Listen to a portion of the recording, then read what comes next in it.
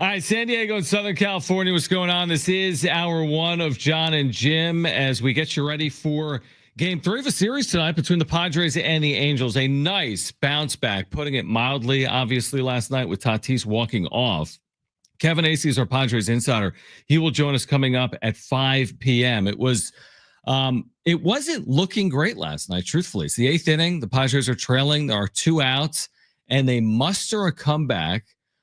Just a little flare from Gavin Sheets. And then what happened in the 9th inning, I think we were both surprised to learn last night that Fernando Tatis Jr. had never had a career walk-off home run in the major leagues. He had in winter ball, but never had in the major leagues. That just proves how hard it is. He's one of the best players in the game. What a moment for Tatis, and an important win for the Padres because they had lost to the Rockies. They had lost to the Angels. And now you look up, and Fernando Tatis Jr. to begin the day is like an MVP frontrunner potentially in the National League with his 11 home runs and his walk-off home run last night. That was much needed because we were going down that path again of, okay, the bullpen blowing the lead again. Is this now a problem? Mm-hmm. The concern level, goes up a couple notches, and then Fernando Tatis Jr. said, "Nah, I got this. I got it." And in that at bat, there was a pitch. I think it was 2 pitches before his walk-off home run that he probably should have ended it right there because this pitch was middle, and he just missed it. And you even heard about on the broadcast go, "Oh," because it was in like the perfect middle. Like, yeah, he could have crushed that ball, and he just missed it. Mm-hmm. And then the ball that he hit out 430 feet. If you watch it back, he does a high leg kick, and then he immediately does a toe tap. So he like adjusts like mid-flight of the ball almost, and still hits it 430 feet out. He's an incredible player. They needed that win last night. And does it fix everything with like what's going on with the bullpen? Like, no, yes. Those problems are still there, and it's a little bit of a masking things right now. Mm-hmm. But overall, picked up the win. He's now, truthfully, when you look at this season, there's at least 3 games that I can say off the top of my head that Fernando Tatis Jr. won by himself. Right. The game in Pittsburgh where he like reached or stretched a single into a double, stole third, scored on a ball that just got away from the catcher. Last night, and what was the other game? Houston on that Sunday night where Luis Ariz gets injured. That's right. Yeah. He hit that go-ahead home run there in the 7th inning, I want to say, and he had a great game that night. Yeah, no, I agree. I mean, you look up today, and this isn't the end-all, be-all, but you're exactly 1/4 of the way through the season, and he's got over a 3 WAR, which is incredible. So he's pacing right now for like one of these special, 10+ WAR seasons. And I think he remains, and you put it like in the headline of this video today, I think this may have introduced him as like a legitimate MVP frontrunner. I would argue he probably already was. And it's too early to get into like, oh, well, what did Ohtani do last night? Or what did Tatis do last night? But like Tatis has done enough and the team has done enough that like everyone's on notice. If he can just stay healthy, how many damn times have we said that? It's such a broken record. But you have to qualify everything with that. If he can just stay healthy, Jimmy's hitting 40 home runs. He's going to have a 950 OPS. The Padres are going to be good. And he's going to be right there at the end of the year. I don't know if he's going to win it. I know there's other good players beyond Ohtani as well. But I think he's going to be right there. And I think last night you need moments like that. You need moments like that. And he's delivered once again for the Padres here to start 2025. And he was healthy, or at least he played 141 games after his suspension year. And when he came back from his 20-game suspension, he played nearly every day. So that year, it's like he was healthy, but it was a down year. And coming off of the year that he missed, I remember coming on air and saying, I am not that concerned about his numbers. I just want him to get through a full season healthy. I remember that as well. And he did that. And then last year happened. And so now it's like, okay, no more excuses. There's no more, I missed a year of time of baseball. I'm coming off a suspension and going off surgery. Like, no, there's no excuses anymore. Mm-hmm. And if you look at his games played, he's played 40 of 41 games this year. Now, he kind of missed 2 games because well, a game and a half about Yep. because he missed a game in Sacramento and he left, middle of the game in Sacramento in that game too because of his shoulder. But he's played 40 of 41 games. He's on pace for 40 plus home runs. Mhm. He's on pace for over 100 RBI. He's on pace to be top 5 in batting in baseball. His OPS is exactly where you want it, which is in the 900s, because after the 2021 season, you're thinking to yourself, like, this guy's a 950 OPS guy for the next 7 years. And the next 3 years, including the year that he missed, he was nowhere even close to those numbers. Yeah, I mean, you're right. Like that year you're talking about when he played 141 games, you're spot on. He was healthy and he had a 5 WAR year. He had a good enough year. He had a 770 OPS. So the power, the batting average, it was lacking. He had 257 in 2023. And remember, I think a national narrative with Tatis, and he was damned if you do, damned if you don't. I think there was a narrative. Right. The narrative was going to be, if you didn't perform after the suspension, told you it's because of the steroids. The narrative now, I actually saw some of it last night in some of the replies. The narrative now, with his 963 OPS, with his 11 home runs, with his walk-off 430-foot home run, is what's because he's on steroids. Now, again, you don't hear that locally, but again, the national narrative, he's always going to be damned with. And by the way, here's what I like about Tatis right now. And he kind of acknowledged, by the way, I poo-pooed the whole Tatis is sad thing. And I don't have this audio right now, but I listened back to what he said in the clubhouse yesterday, and he acknowledged it. He said, yesterday, kind of going through some things. I talked to AJ Preller. There's ups and downs in the sport. He fully acknowledged it, which kind of surprised me yesterday. But I guess you look up right now, and how can you complain about this? And here's my point. He's past the suspension. It's not impacting him. People can say whatever they want. The narrative's going to be the narrative. You heard the open about Pete Rose. But that's never going to change. But I think he's way past it. I don't think it impacts him. And I think it might have in 2021 and 2022. Yeah. Are you helping this team win baseball games? Yep. Are you doing things that MVP players do? Yep. Mm-hmm. Are you one of the best players in the sport right now? Yep. Right. The narrative is the narrative, and it's just social media is a cesspool anyway. So, I mean, you're not going to ever have a Tatis moment be posted online without one troll out there saying steroids. Absolutely. And when you see MLB post, hey, walk off Fernando Tatis Jr., you can imagine what the replies look like. Yeah, because we see it. Dodger trolls are, invading every single thing the Padres do because they have no lives, and they are going to comment nonstop, steroids. And I'm sure there's some Padres fans out there that aren't fully, on board with Tatis because of the steroids as well. I wonder about that. I mean, I haven't 100%. Really seen it. There's 100% Padres fans are backing Tatis no matter what. I would say 99.9, right? I mean, I don't see anything out there that's negative towards Tatis when it comes to PEDs with Padres fans. But you can't have 100% of people agree that the sky is blue in San Diego and 72 and sunny. But 99.99, I mean, we go to the games and everyone is in Tatis's corner. But yeah, the national narrative on Tatis, he will never escape, in my opinion. Now, I don't think it's 1998 and the home run chase and the steroid era and everything that meant to the game. I think we've moved on from Bonds, McGuire, Sosa type stuff. I don't think people care near like they used to. But I don't think Tatis cares. And personally, I don't care. To your point, can he help this team win? We're at the point with the Padres now this decade from Peter Seidler and the spending and the winning. You just got to win. Just go win. Prove people wrong by winning.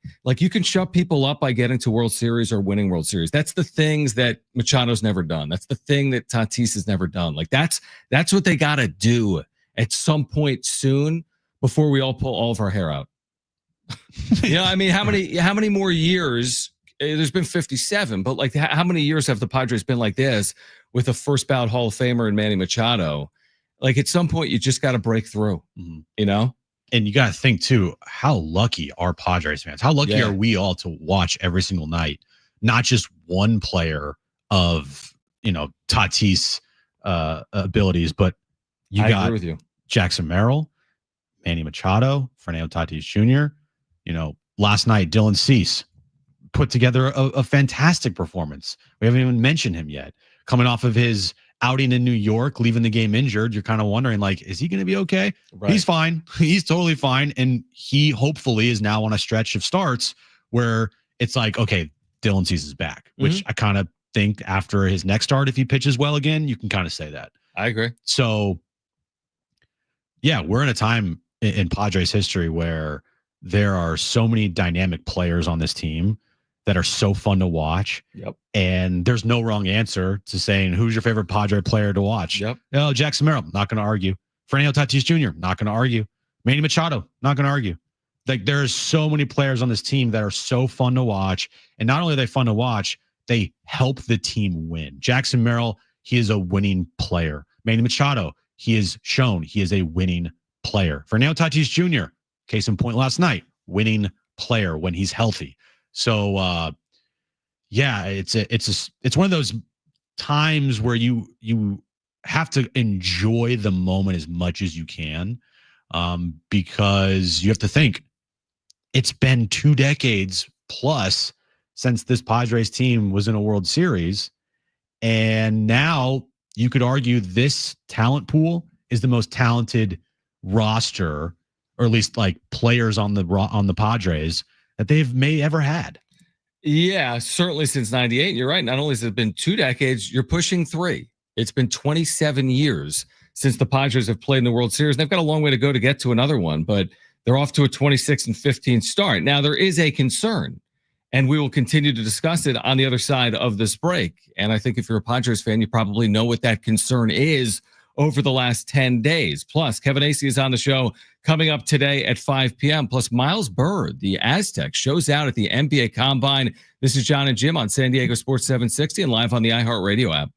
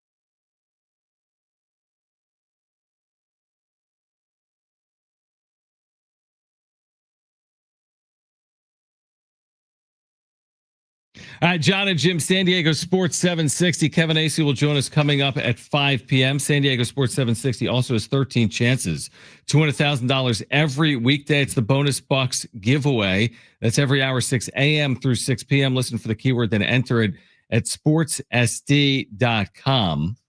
All right, so the caveat in everything that we're talking about, everything's great, greatest team ever.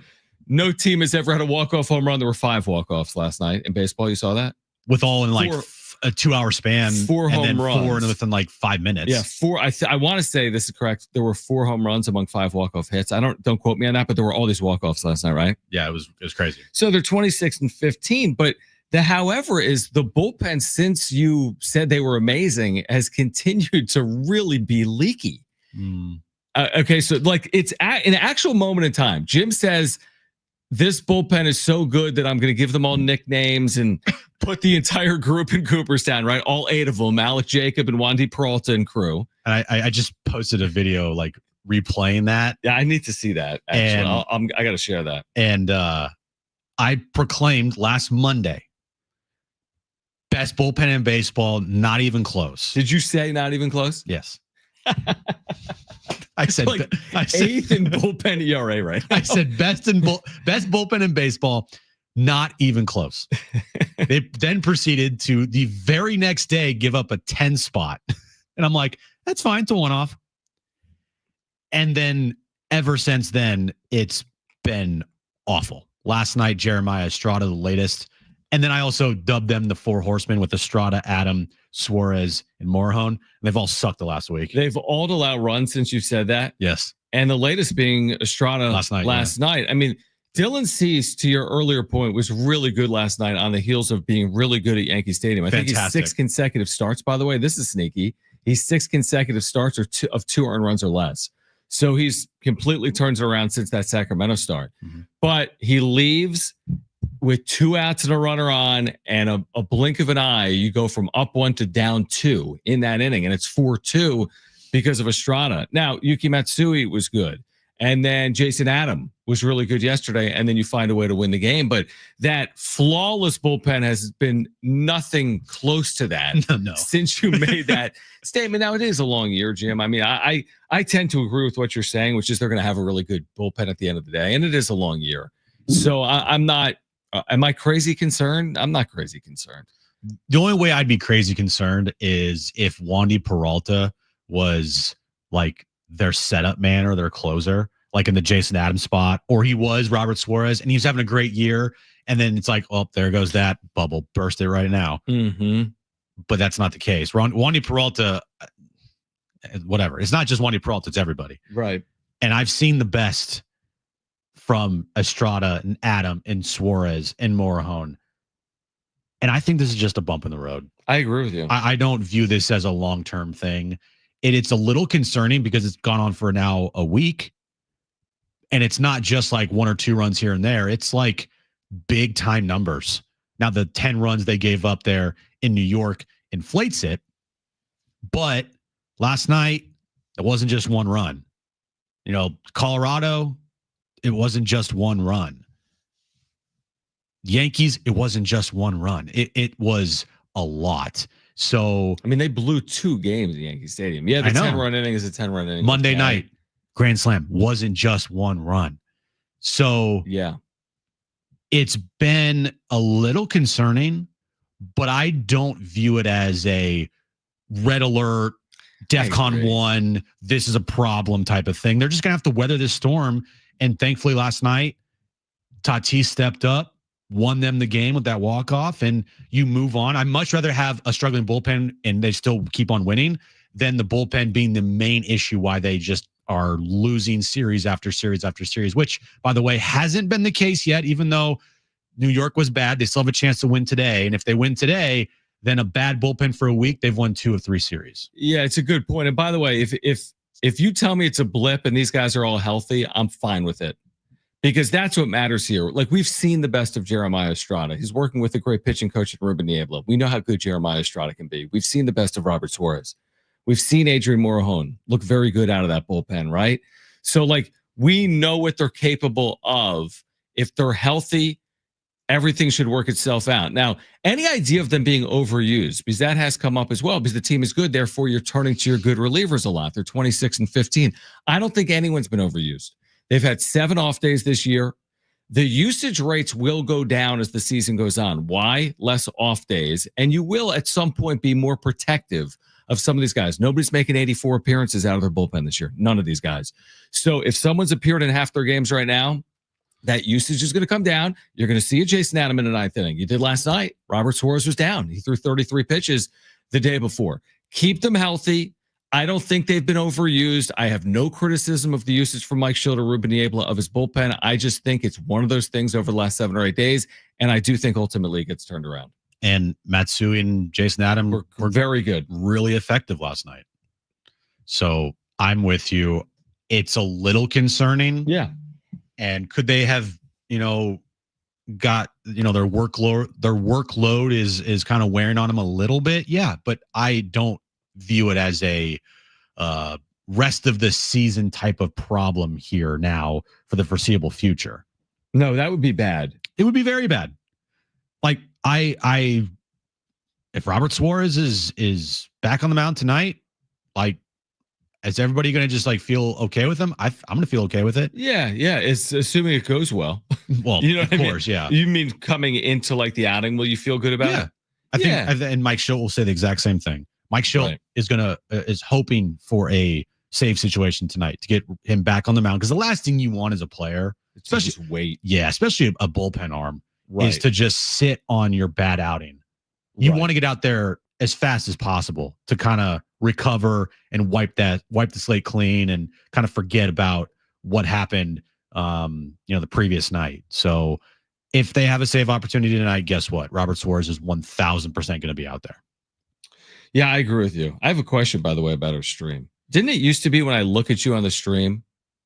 Maybe when I look at you on the stream, am I looking at you on the stream? Yeah, you're looking at me on the stream. How come I'm not looking at you right here? I don't know. We'll figure it out during the break. Okay. The StreamYard thing is okay. I don't know. Yeah, it's all good. You look fine to me. Okay, you're right. For some reason on mine, it looks different. You can watch us on YouTube, by the way. Search for John and Jim 760. You can listen on the free iHeartRadio app. We're live each and every day from 2 to 6 p.m. Put us in your presets. And of course, you can listen on San Diego Sports 760 as well. On the other side, there's a lot to get into. I want to get into Miles Byrd as the NBA Combine is underway. Is he staying or going? What does it mean for San Diego State? Kevin Acee will join us coming up at 5 p.m. By the way, Tim Haggerty, voice of the Chihuahuas, will join us at 3:30. Darvish is expected to rehab tonight, go 4+ innings and go 65 pitches. So before that game, I think they're in Las Vegas. We'll have Tim Haggerty, voice of the Chihuahuas, joining us at 3:30. This is John and Jim.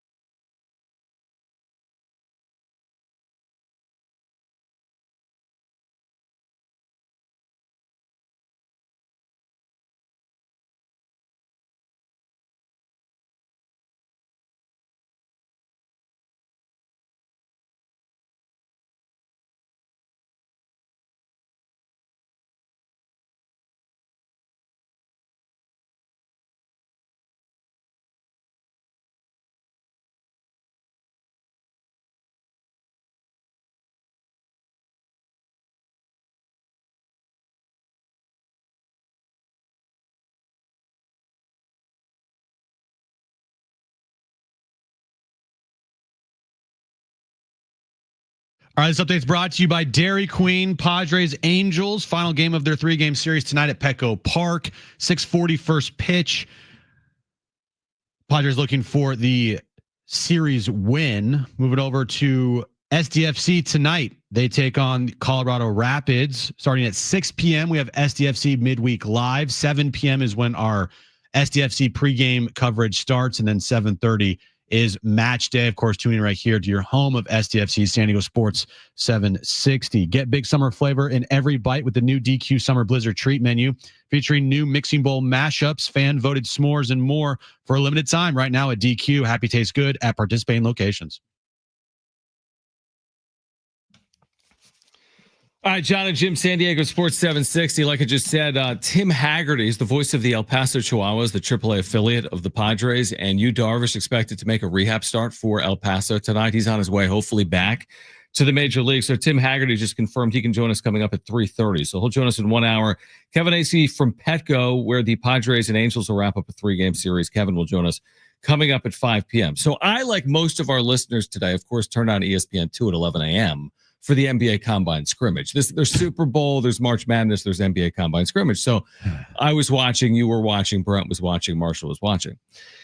So the reason I bring it up is Miles Byrd is in the Combine, and he's a critical piece, right, for San Diego State. He has been a big contributor the last 2 years. Of course, was on that Final Four team. And the question is, Jim, is he staying or going? This is a question that crosses a lot of these players that are technically, in the Combine right now, but they could still withdraw. Well, Miles Byrd showed out today. I turned the game on. Showed out. Don't you? Now, did you watch any? John. No. but you saw what he did. Well, I saw your tweet, and I saw a couple other tweets. I turned the game on right when it starts. 2 minutes in, he drains a 3. 30 seconds later, he drains a 3. Second half, drains a 3. Second half, steal and slam. 4 assists, no turnovers. 11 points, 4 of 7 shooting, 3 of 6 from 3.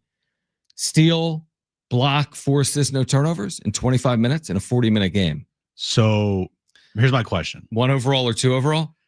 Are the Mavericks now reconsidering Cooper Flagg as the number 1 pick after what Miles Byrd did today? Okay, side note, because I sent this to you and Darnay earlier today. This was actually on TikTok. I couldn't figure this out, but I eventually found it. Because I saw on social media that there was this viral meme going around of Nico Harrison giving the side eye, and it's from TikTok and it has 80,000 likes and tens of thousands of shares. Nico Harrison, after drafting Magoon Guath over Cooper Flagg because defense wins championships, is what it says over the picture of Nico Harrison. But it was a very good day, is my point, for Miles Byrd. And here's the thing with Miles. Whatever decision he makes is going to be a good one. You're either going to get drafted into the NBA or you're going to come back here to San Diego State and likely improve your draft stock for next year. So I think he's in a very good spot. He'll scrimmage again tomorrow. He's got a deadline of May 28th, which is 2 weeks from today. So I think Miles Byrd is in a pretty good spot. What do you think it means for San Diego State if he leaves? Is it bad of me that I don't want him to do too well? Because you don't want him to leave. You can do well, but don't do too well. Because you want him back. Hell yeah. I'm thinking selfishly here, dude. I'm sorry. I'm thinking 1,000% selfishly in this situation. Mm-hmm. I want Miles Byrd back because this team coming up this year with the talent on it has something to do they have the opportunity to do something very special. Right. No, I think you probably feel the way a lot of fans would feel. Make a couple threes, but not too many threes. Not all of them. I see it as, here's the thing. They didn't have Reese Waters last year. He's coming back. They didn't have the Latrell Davis addition from San Jose State. That's really good scorer. He's going to be here. My point, I think, is they're, Miles Bird's a terrific player. I think he absolutely makes San Diego State better, but I do think they're prepared if he doesn't return to have the necessary wing scoring with guys like Davis and Waters. I'm talking about Latrell Davis and Waters and BJ Davis and others, Magoon Guath, obviously on the interior. So, and I think it's a good thing for San Diego State if Miles Byrd gets drafted, isn't it? Isn't it good when your players are sought after? Jalen McDaniels, Malachi Flynn, Miles Byrd, Kawhi Leonard's the perfect example, obviously, from 15 years ago. Is that a bad thing?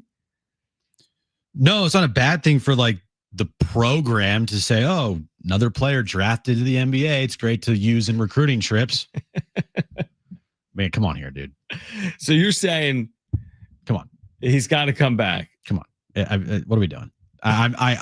I hope Miles Bird one day goes to the NBA. Right, when he's out of eligibility. Just not this upcoming year. Sorry.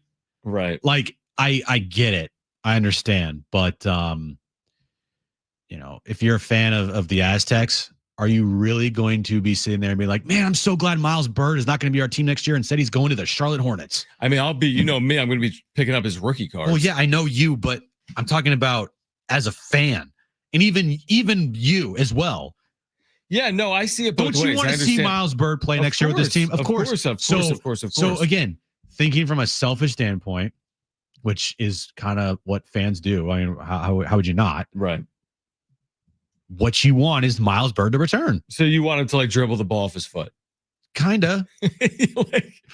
No, I don't want him to like not perform well. I just want the scouts there to like not give him the answers he's looking for, and then he returns. I mean, because the year that Lamont and Jalen D returned, when they decided they were coming back, did you say, man, I wish you guys would have gone to the NBA instead? Or did you say, oh, yes, thank goodness they're coming back and this team has a chance to... The latter. Exactly. But I think the difference between that team that you just mentioned... They just come off a national championship. I get it. No, I was going to say... Right? They're coming off a national championship appearance. Yeah, I mean, you're right. You bring up a good point. No, your points are fully valid. I think a lot of fans would agree with you. I just see it from like my perspective of having the opportunity. I've watched him these last 3 years, and like I honestly, I get it. There's a selfish part of you, but I really do personally want to see him succeed 100%. Well, yeah, of course you do, but I want to see him succeed in a year, just after this year. Now I wonder this. If he went this year, and let's say he was drafted late first or early second, that's reasonable, right? If he leaves, he's not going to be a top 10 pick, and I don't think he'd be one of the last picks either. Let's say he's the 28th overall pick or the 34th overall pick. I guess the question is this. That's amazing. You've been drafted. Maybe you get a guaranteed contract. But if you return, how much higher is your stock 1 year from now? What is the dividend? If you could have been picked 31, but you come back and now are you a lottery pick? And what is that worth? The difference between getting drafted 32nd overall and getting drafted 14th overall a year later. I think a lot. I think so too. I don't know exactly what it is. There's others that would say start your NBA clock because you can get to a second. If you're really betting on yourself, get your second NBA contract where you really get paid. So I think he's got a big decision. I mean, I don't think it's clear cut at all. I really don't. I bet it comes down to the final day. And I bet there's pros and cons both ways. Look, there's, scrimmages are exactly that. They're scrimmages. Of course. You see pickup games all the time where guys just dominate, and then they play an actual game and it's nothing. Right. Like when I play you one-on-one. I would, John. Like, okay, Fletch Rifkin. Remember that game? I do remember. I would call that game. And didn't Fletch nearly die? Yeah, it was a problem. He was eating cheeseburgers from McDonald's like midway through, and I'm like, dude, you need to stop. You're gonna have a heart attack. And it like you guys did like stop the game. Yeah, we're like, okay, we're done here. Right. No more. You can't breathe. Right. It's okay. right. The bit's over. I think Miles Bird, just looking at his later part of last season, still needs a lot to work on. And he has all the measurables of an NBA player. Yeah, he really his size, his length, his defense. Like he has an NBA body. So you're saying that no matter what, whether it's this year or a year from today, you're confident he's going to have an opportunity in the NBA. 100%. Yeah, I am too. And if he comes back and he plays even better, and of course he's going to get drafted. Yeah, or be on an NBA roster. That's just how I view it. Yeah, I agree. And the other thing is, the question you have to ask yourself is, if you get drafted, are you comfortable? And look at Keyshawn Johnson. I mean, you spent a lot of the year in the G League on a two-way contract. You spend a lot of the year in the G League. You get opportunities in the NBA, but you still have to be fully developed, right? Like those top 5, 7, 9 picks are all on the NBA rosters all year. Cooper Flagg's not playing in the G League. He's going to impact the Mavericks from day one. In fact, I was watching the combine today, Jim. I couldn't believe what they were saying about the Mavericks in terms of the positives. They're plug and play ready with this player to be championship caliber. I'm like, Are they? Is that where they are? with Kyrie Irving maybe coming back in January, this is what they were saying. Okay. Kyrie coming back with Anthony Davis, with what they can do in free agency, with what they might be able to do via trade, and with the addition of a player like Cooper Flag, who day one doesn't have to be the most dominant player on his team because of the pieces around him. I'm curious to see how it all works. Yeah, definitely. Because you got, is it Gafford? Who's their center? I think they did say that. I think that's right. So you got Gafford as their center. You got AD as their 4, because AD has said, I do better when I'm at the 4, not the 5. Right. And they have multiple centers in Dallas. Yeah, it's Gafford. Are they like Derek Lively? Yeah, Derek Lively, yeah. Gafford, AD. That's your front line. Are you going to put Cooper at the 3? I feel like in the NBA, that's probably a possibility, truthfully. Okay. Right? Is Cooper Flag's game a more perimeter style game or more in the paint? The thing is, he's got that completely unique skill set where he can kill you with his shot and he can get to the basket and he can beat you off the dribble, right? He's physical, so he's an enough. All-around player. I think so. And when watching him this past year at Duke, I mean, he has really improved his shooting. He's become an outstanding shooter. I'm interested to see the fit. Yeah, me too. Because is AD going to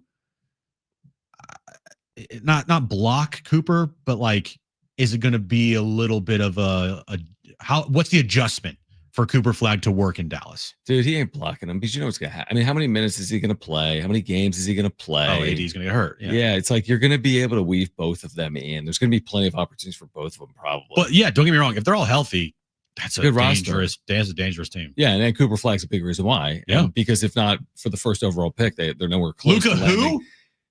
Yeah, I mean, seriously, maybe not. They need to give Cooper Flag number 77 just for the lulls. Yes, that'd be amazing. Just troll hard. Here's number 77.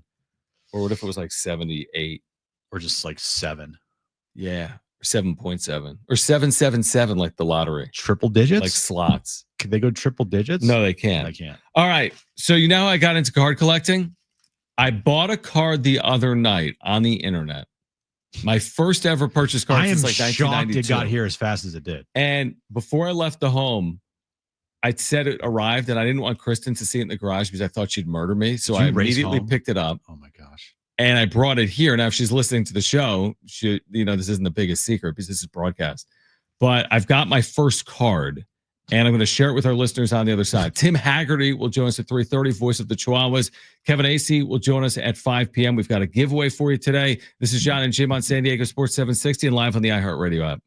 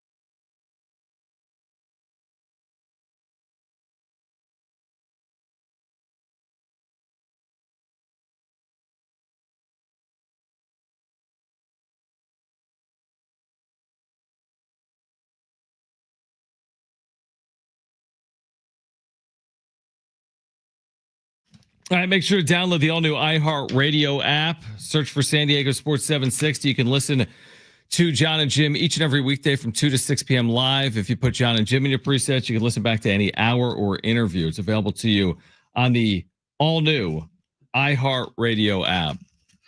All right, so I think I have someone's address on this, by the way. But yeah. So what? So you bought a Jackson Merrill rookie card. Well, the way to ruin it. But I mean, it is a Jackson Merrill rookie card. You didn't want me to ruin it for you. No, I know what it is. But for our listeners didn't know what it was. I ruined it. Correct. I completely ruined it. But that's fine. I mean, what are you going to open and be like, ooh, what did I get? No, I'm just going to tell our listeners that the first card I've purchased probably since 92, when I would go to like card stores and like look at cards. And then I didn't do it for 30 years because I don't know. Became an adult. Basically, I didn't become an adult at 12, but yeah. But now I've gotten back into it, as I've been telling you and our listeners. I mean, I'm deep. Kind of into it. I'm watching videos. I'm staying up late. I'm searching for like Halliburton cards for my wife, who's a Pacers fan. You are legitimately sneaking behind your wife's back to buy cards. Correct. Yeah, that is accurate. You said that pretty well. Here's the other thing. That I was watching a top 5 hottest cards right now video, because why wouldn't I? By the way, the number one the number one of the top 5 is Pete Crow Armstrong, because why wouldn't it? Because Jim is the ultimate jinx. Of course it is. The number 2, and this is across all sports, of some video I watched last night, was Leo DeVries. So then I started searching for every Leo DeVries card in the world. Anyway, why can't I open this? Because you're weak. Here, try to open this. Give me it. Okay, I got it. All right, there you go. You're opening the. What's wrong with you? I'm not that strong. I know you're not. How many vegans does it take to open a package? Oh, there you go. Okay. I didn't rip the card. No, that would have been bad. Well, it's in a case. Okay. Like a real case. But still. So, again. I am shocked that you actually got this and got it. And it was like real? Got it. Yeah. Well, we don't know yet. We don't know yet. Well, it came through the PSA vault on eBay. Like, it's like verified by PSA, the grading service. Okay. For our listeners, whatever that means, it means something. Nah, I don't even know if it came through the PSA vault, to be honest with you. Because I don't think it's PSA graded. But let's take a look. Okay. This thing is like. This guy didn't mess around with the packaging. No. You'd think he gave me like a LeBron signed rookie. This is such bad radio. Hold on. This thing is packaged like Fort Knox here. Exactly. All right. Got cardboard on it. My first card purchase since 1992. Now, how much did you purchase? Is this wow Jackson Merrill rookie card? X-Fractor, whatever that means, rookie card. So you bought something you have no idea what it means. This was $69,000. Now it's valued at $38, but I really wanted to bring it home. Hold on. Well, this is a good looking card. No, if you want this thing, listen, you got pony up for this puppy. You spent $60 on it. I spent $60 on this. It's a nice looking card. It's a nice looking What card. I like about these types. Break this. I'm not going to break it. Here we go. Oh, sorry. Almost dropped it on the floor. Okay. What do you think? I think it's cool. I think it's very cool. What I like about it is it's like shiny. No, it's not. No, it is shiny, but it's like legitimate. You know, well, what does that mean? Yeah, as opposed to like they made it in like Bangladesh or something. No, like it's a card that's graded. I don't think I've ever held a card that's graded. Yeah, I'm all in the grading game right now. No, I would hope so, because that's how you make the money. But you know, I want to get some cards graded, and I just haven't done it yet because it takes forever. Listen, you know a guy. I know. I'll do it for you. So this thing is valued at what? $50? Yeah, maybe. I spent like 60. I think it's probably worth like 40 or 50. But here's the thing: I'm not in it to be like a day trader. I'm not like buying stocks. So what are you going to do with these cards? I want to hold on to these until I have an opportunity to like upgrade. So like maybe I have a chance to get like a better Merrill card or like more Merrill cards. But like you can't go wrong with a Jackson Merrill rookie card. John Morosi yesterday, you think you're a jinx. John Morosi yesterday on MLB Network, they're like, hey, what's the ceiling on Merrill? He's like, Hall of Fame. I heard that, yeah. Like, oh, okay. That's a pretty significant ceiling. So I got Merrill. I've since ordered another card. Did I tell you? No way to bury the lead. What did you order? I'll tell you when it arrives. What did you order? It was after last night. So Toddy hits the walk-off. I'm like, I can't miss out. Absolutely. You went out and bought a Tatis card, didn't you? I did. Okay. I bought a Tatis card. Yeah. That's going to arrive in the next week. What are you going to do with these cards is my question. Like, are you going to display them? What I'm going to do is have credit card debt. That is absolutely what you're going to have. But are you going to display them somewhere? Not in the studio. No, definitely not in the studio. But yeah, I'm going to display them in my drawer. Well, I was going to say, how could you display them when you're hiding this from your wife? I mean, do I bring these over to the card show that I'm going to go to next week and be like, hey, you want this Merrill X Fractor? You're going to have to pony up, boys. Like trade with 11-year-olds on the floor. You should at like dinner one night, just take all your cards out and put them on the table. And like, honey, we're going to have dinner with all my cards. Chris, here's the thing. I was hoping I tiptoed into it with Chris. And I'm like, hey, like Jones is really into it. And like, I think it's a cool thing. And I'm kind of getting back into it. She looked at me like most Dateline start, where a wife murders their husband. It wasn't pretty. I mean, she wasn't like mad, and we haven't gotten into a fight over it. But she doesn't understand it. She doesn't. And when she sees this, she's going to be like, couldn't we have bought like eggs for this card? I'll be like, well, yeah, but that's no fun. Would you want eggs? You want scrambled eggs, or you want this card for forever? You want a legacy, or you want to have like a egg sandwich? So what you're saying is now that card, you're fully invested into Jackson Merrill needs to become a Hall of Famer because Correct. if he does, and if he goes 0 for 4 like he did last night because you jinxed him, that was on me, dude. Right? We even said it yesterday on the show. Watch, Jackson Merrill's going to go 0 for 4 tonight. Guess what happened? 0 for 4. He actually went over. He flat out to the warning track a couple times, didn't he? He got a little unlucky last night. He got a little unlucky. But there was a big moment late in that game, and he struck out, and it was like we were texting back and forth, and it was that at bat. Ruined my mentions. Cubs fans are just having a field day with me right now, even though I still contest that I would 100% take Jackson Merrill over Pete Crow Armstrong. Not to say Pete Crow Armstrong's not good baseball player. He is. Right. But there's this one like account that is just trolling the hell out of me. Are they still trolling you? Oh yeah. The one that was in Chicago that like made fun of you because of like you said, go complain with a wall. So they're pretending like they're complaining to a wall. This dumb tweet, John. Ready for this? Ready? This dumb tweet has where is it? It has 343,000 views. So it is blown up to a point where I'm just seeing all these troll comments. How can you go anywhere without being just like hounded? I'm surprised people aren't asking you for an autograph with all those views. No, people don't ask me for autographs. They tell me I suck and I'm an idiot. True. That is true. Anyway, or Jackson, they say, "Are you John?" I need you to take a photo of me with this.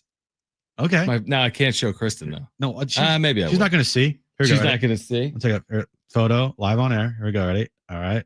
John's first big purchase. Everybody. Yeah. Document the moment. Wow. I might trade this. All right. If you got an offer, let me trade know. It. If anybody's got a better card, I'd trade you. This is a lifetime card. They're like, yeah. We're gonna go around at the card show, like, hey, anybody want to trade this Jackson Merrill card for Tatis card?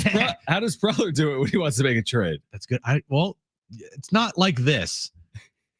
I'll trade you this Jackson Merrill card for two. I'm going to show regular refractor Jackson Merrill cards. Oh. Hey kids. Anybody want a Jackson Merrill card? Come on in. Some candy for you too. All right, Tim Haggerty, voice of the Chihuahuas, will join us coming up at 3:30. We'll talk about Yu Darvish making that rehab start tonight for the Chihuahuas. I believe they're in Las Vegas. And then Kevin Acee will join us coming up at 5 p.m. The latest on the NBA postseason, where the Warriors are playing for their postseason lives. Their final game is tonight, John. All right. We'll find out if that's the case or not. Hour 2 of John and Jim on San Diego Sports 760 and live on the iHeartRadio app next.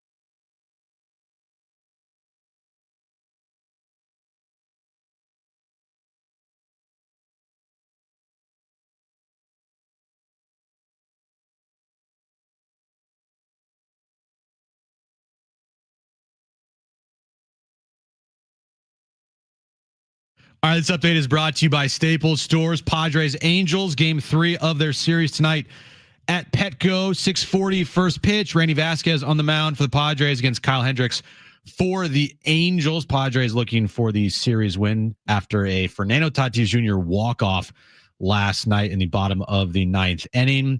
Tonight, 6 p.m., SDFC Midweek Live. 6 to 7, 1 full hour of SDFC talk. Then at 7 p.m., we have our SDFC pregame show, getting you ready for SDFC versus Colorado Rapids at 7:30. You can listen to all that right here on San Diego Sports 760. Your local Staples has hot deals and super low prices throughout the store on everything for your business. And right now at Staples, save up to $250 off your print order. Exclusions do apply. Visit staples.com/print for details. Ends June 14th. Plus, save even more with the Easy Rewards program at Staples.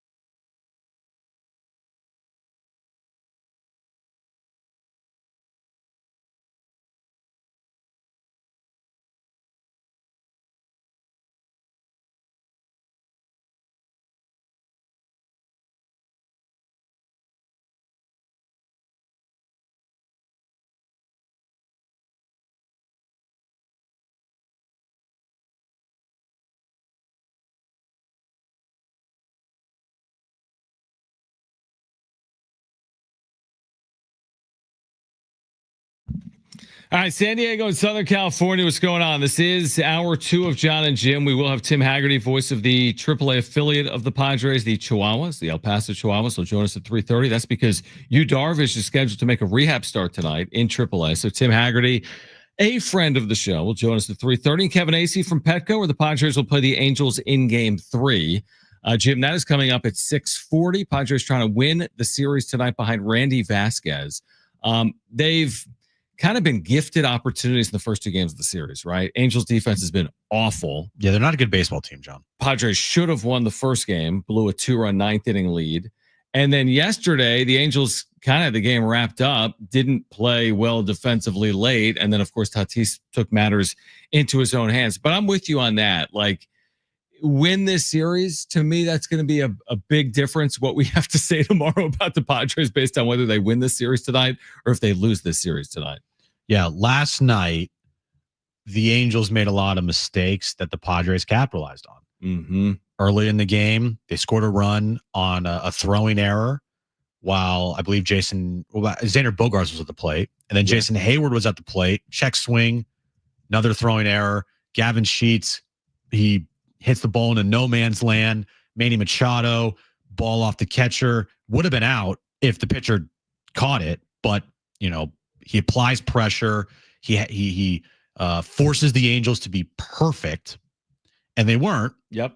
And so the Padres definitely took advantage, and that's what good teams do, is they take advantage of the other team's mistakes, and that's what they did last night. Other than the Tatis 2-run homer to walk that thing off, it wasn't the prettiest game offensively at the plate from the Padres. Yeah, you're right. Because they fell behind 1-0 early, and then they took the brief lead, and then Estrada allowed 3 runs, whatever inning that was, when Dylan Cease left. You're right. It wasn't their best offensive performance, yet they still did find a way to win, which I do think is encouraging. They scored 2 runs off of Angels throwing errors.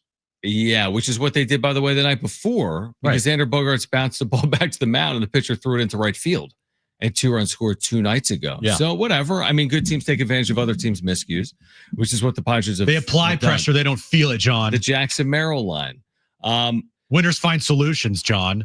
Exactly. And by the way, we haven't mentioned in the first hour with all this Tatis and Merrill, or we haven't really. And card talk is Manny Machado. Oh, that guy. And the year that he has put together for the San Diego Padres. I mean, it really should be mentioned. It's notable. He's hitting .331. It's no longer the best in the National League because Freddie Freeman's not qualifying, but I think he's second in the National League. He's just put together, a more than solid start to his year, other than the lack of power, which I'm not at all concerned about, because he's hitting .331. He's hitting something like 12 or 13 consecutive games.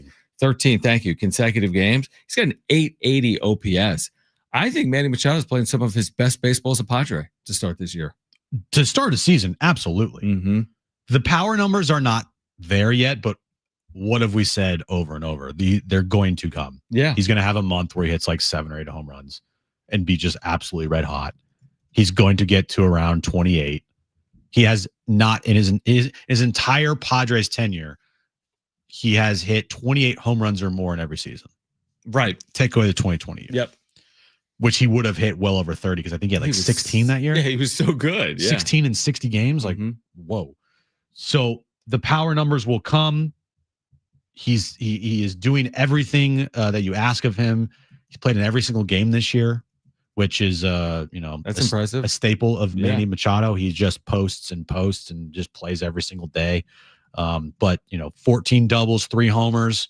The slug is going to get there. He's going to hit more home runs this year. But so far he has been, I think when I said yesterday, like quietly, he's put together a really, really good season. Quietly, he's been one of the best players in baseball so far. You're right. I do think it's quiet. It's kind of gone under the radar with the start that Tatis had with power, with the Merrill contract and 15 games he put up where he was hitting 467 heading into yesterday.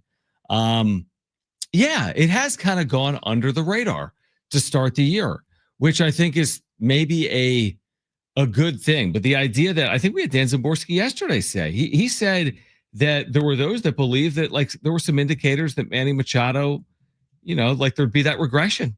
And maybe you've even seen some of it in the last year or two. He has said, forget about regression is what he has said. I mean, he's just so solid. I do wonder, his bat is going to play for a long, long time. Yeah. Now, I don't know about his fielding, and I'm not even concerned about it right now as a 30. He's still elite. He's still elite right now, but wouldn't you agree with that point that we talk about like, okay, Xander, when he ages, or 35-year-old hitters are not going to look like 25-year-old hitters. If there's an exception, because he's never been this 50 home run guy, like, could we look up, would you be surprised if in 2028, Manny had a 825 OPS with 25 plus home runs in 2028?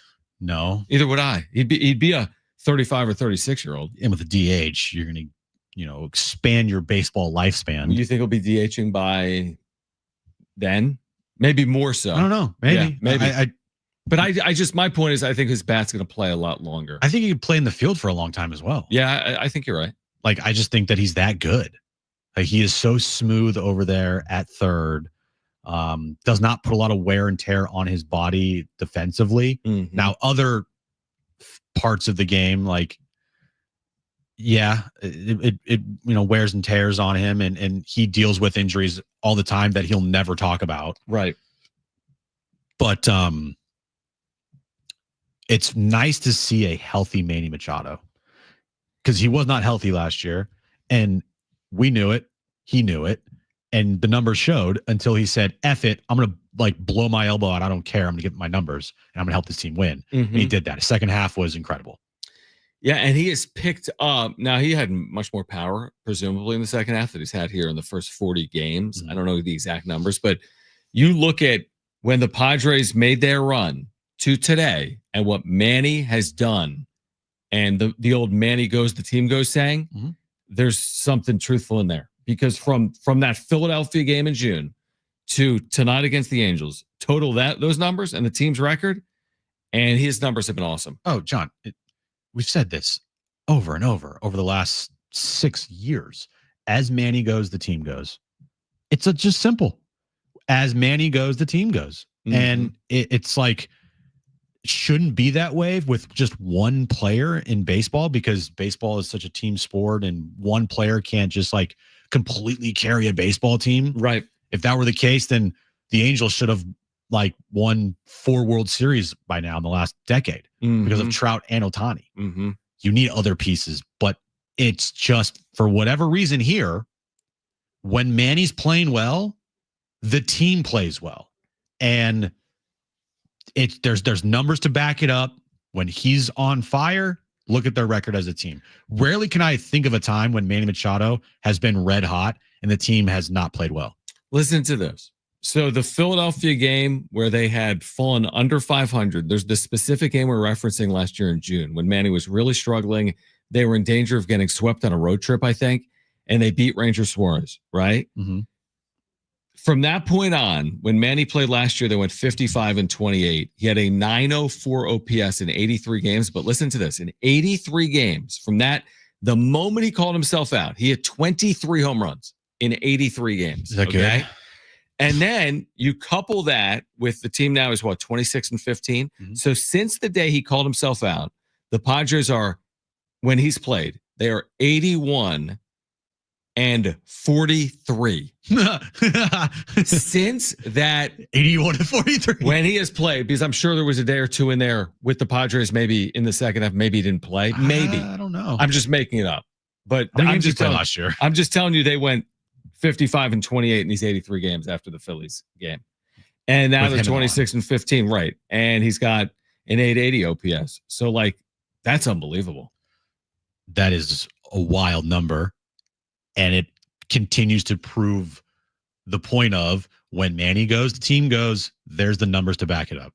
It's crazy. Pretty simple, even though it shouldn't be that simple in baseball. Like, it should not be as simple as, hey, Manny Machado's playing really well. Oh, that means the Padres are winning. Like, it shouldn't be that simple. Could it be? Yeah, because like Ohtani, like the old joke about, like you said, with Ohtani Trout, but the joke was so ridiculous. Like, Ohtani, the first player ever with 3 triples, a home run, and 2 steals in a 9-4 Angels loss. Right. Like, wait. I know. And they would do it with Trout. Yeah. Trout, the first 6-hit game for an American-born American leaguer in a 9-8 loss. Yeah, that does not happen with Manny Machado here. But listen to this other stat. Those 83 games last year to finish the year after the Philadelphia call-out, 72 RBIs in 83 games. That's insane. A wild number. 140 pace? Yeah, dude. I don't know how many RBIs he has so far this year with the 3 home runs. He's got is his RBI numbers decent with the 331 average? Nah, 20 RBIs. Yeah, it's not huge. Not huge. For 40 games. It's really not. But again, he had 70 something. That's why I'm not worried about the power. He had 23 home runs in 83 games last year. Not worried about the power, not worried about the RBIs. He's going to get all of that. If Manny is hitting for a high average, he is going to eventually break out with the power.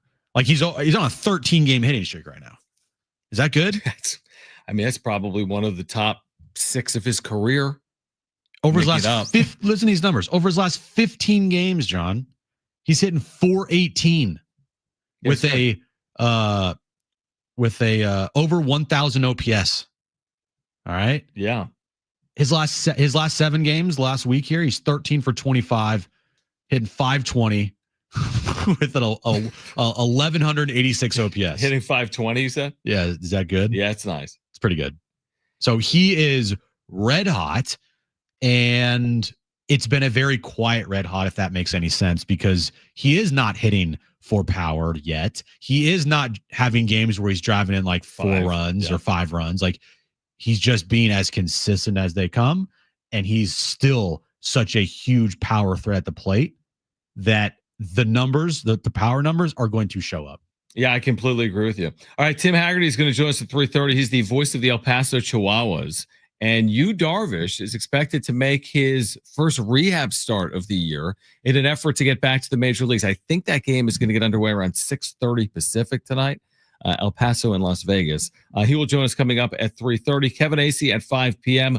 We'll get into what's on the line tonight in the NBA playoffs for Jim's Warriors included. Next on John and Jim, San Diego Sports 760 and live on the iHeartRadio app.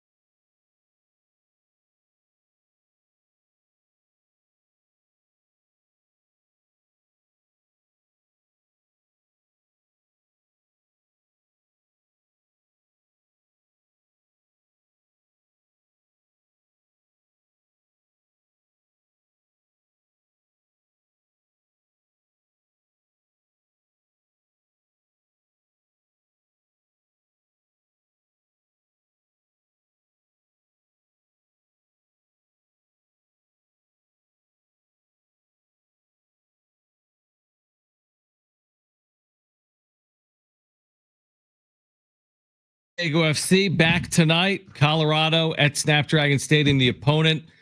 You can hear the match beginning with pregame coverage at 7 p.m. SDFC Midweek Live begins at 6 right here on San Diego Sports 760, your home for SDFC. So a busy night locally. Around the NBA last night, the Indiana Pacers might be taking on the New York Knicks in the Eastern Conference Finals. It's like deja vu all over again. It's like a throwback series to the late 90s, potentially in the NBA. And then tonight in the Western Conference, Minnesota can close out the Warriors at home. Knicks Celtics, that's in Boston at 4. Warriors T-Wolves at 6:30. Is this just a coronation tonight? T-Wolves to the Western Conference Finals, Knicks to the Eastern Conference Finals, or will either of these series be extended out to a 6th game? No, this is over. Both? Yeah, it's over.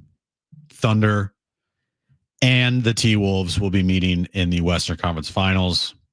I don't know if the Knicks are going to win their game tonight. They're a 5.5 point underdog tonight because it is in Boston. I think the crowd will uplift the Celtics after the Jason Tatum injury. Yep. So eventually they're going to win the series though. And it's going to be Pacers, Knicks, T-Wolves, Thunder. Count me in. Pretty good. I am all in. And what the cool part about that is you got 4 franchises that haven't won an NBA title either in forever or literally forever. Minnesota, Oklahoma City is forever. Forever. Knicks and Pacers has been a while. I'm assuming the Pacers, if the Pacers won in the NBA, or would you have to go back to the ABA? They might have to go back to the ABA. But the Knicks, what, 68, whatever it was? They've won in the 70s. The New York Knicks 70s? Definitely won in the 70s. Although I want to know now because I'm curious. New York Knicks all-time titles, championships, 1970 and 1973. That's it. Oh, that's good? It. Not really in the history of the franchise. And then the Indiana Pacers. Let's go to Indiana Pacers wiki. The Pacers in their history have 0 NBA titles. They won an ABA championship in 73, the same year the Knicks won an NBA championship. 3 of the 4 teams have never won an NBA title. That's amazing. And what the cool thing is, too, also along with that, is you got young stars.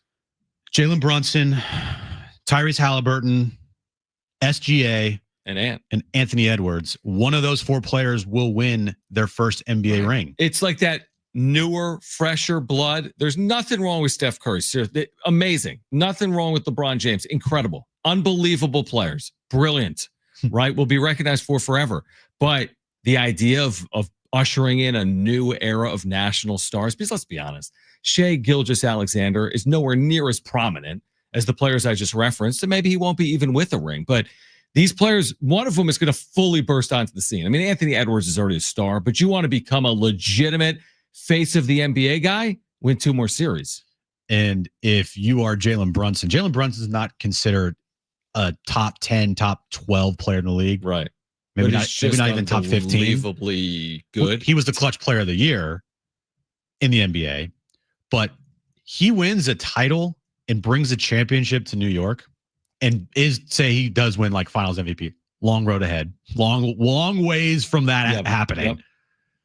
But Knicks fans are going to view Jalen Brunson as like greater than Michael Jordan, Wilt Chamberlain, LeBron James, and Steph Curry combined. Yeah, you're right. He will become a cult hero in New York, never have to buy another thing in that town if he leads them to an NBA title this year. 33rd overall selection, incredibly, from Jalen Brunson, who has just won everywhere, obviously, throughout his entire career. And you're right, there are no assurances, but the Knicks have, I don't know if it's an inside track or not, but a legitimate track with home court to get there. Like, this isn't just like, thanks for showing up. You made the Western Conference Finals, but you're running into a historically good team. That's not what they're going to do. The Indiana-New York series, you could make a case for either of those 2 teams. Did you see? I don't know. I know you didn't see this. Brent, I think you might have saw this. So WWE. I didn't see it. I know you didn't. Oh. Probably it was like last year. They were at the Garden, or they were in, I forget where they were at. And they did this angle because they had Tyrese Halliburton there with Tyrese Halliburton and Jalen Brunson. And they're like in a ring together. I saw it on social. With like a chair, and it's like they're going to fight.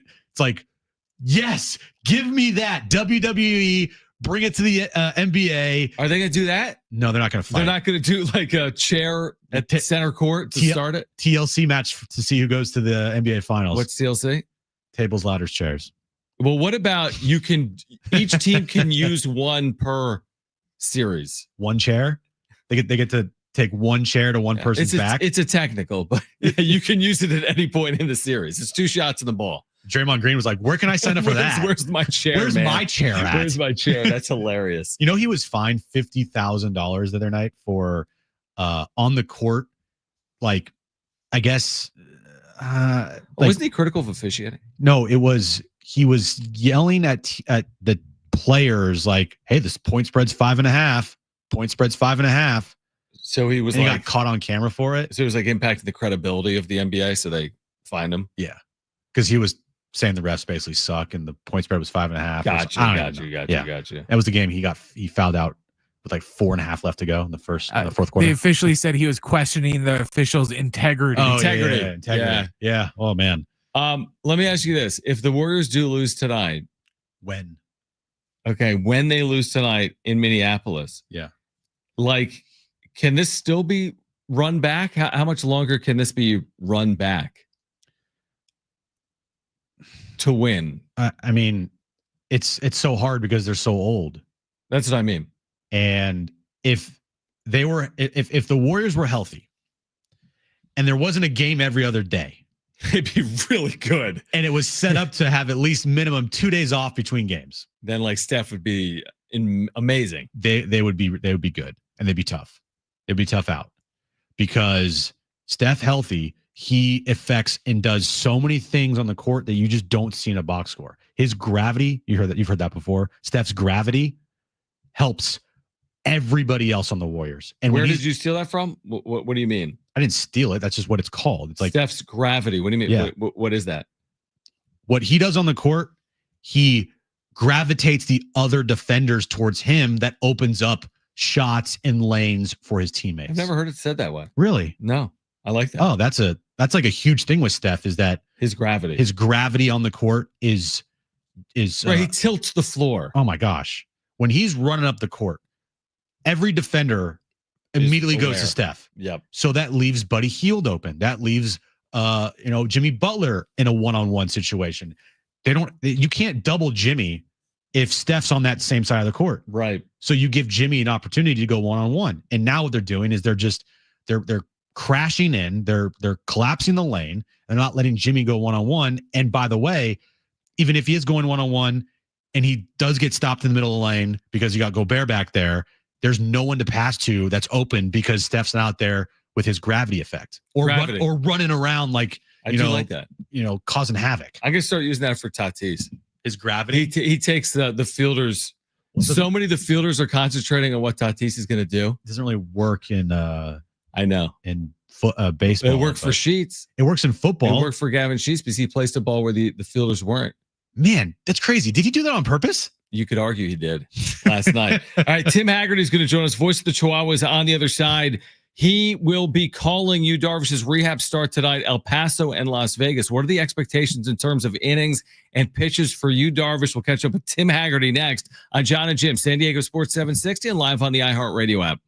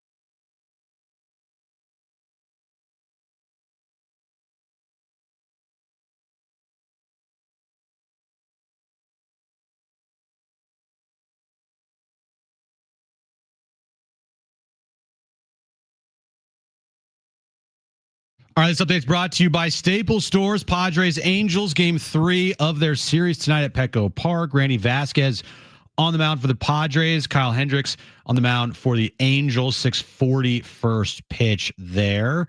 Moving over to NBA action tonight. We have just a couple games with the Warriors and Timberwolves tipping off at 6:30. Timberwolves are looking to close that series out and head to the Western Conference Finals. And same thing with the Knicks and Celtics. 4 p.m. tip-off time there in Boston. Of course, Jason Tatum is out for the rest of the series after rupturing his Achilles. And tonight, full slate of SDFC action. First up, 6 p.m., we have SDFC Midweek Live, 1 hour of SDFC talk. Then at 7 p.m., SDFC pregame show. And then 7:30 kickoff between SDFC and the Colorado Rapids from Snapdragon Stadium. Your local Staples has hot deals and super low prices throughout the store on everything for your business. And right now at Staples, save up to $250 off your print order. Exclusions do apply. Visit staples.com/print for details. Ends June 14th, plus save even more with the Easy Rewards program at Staples.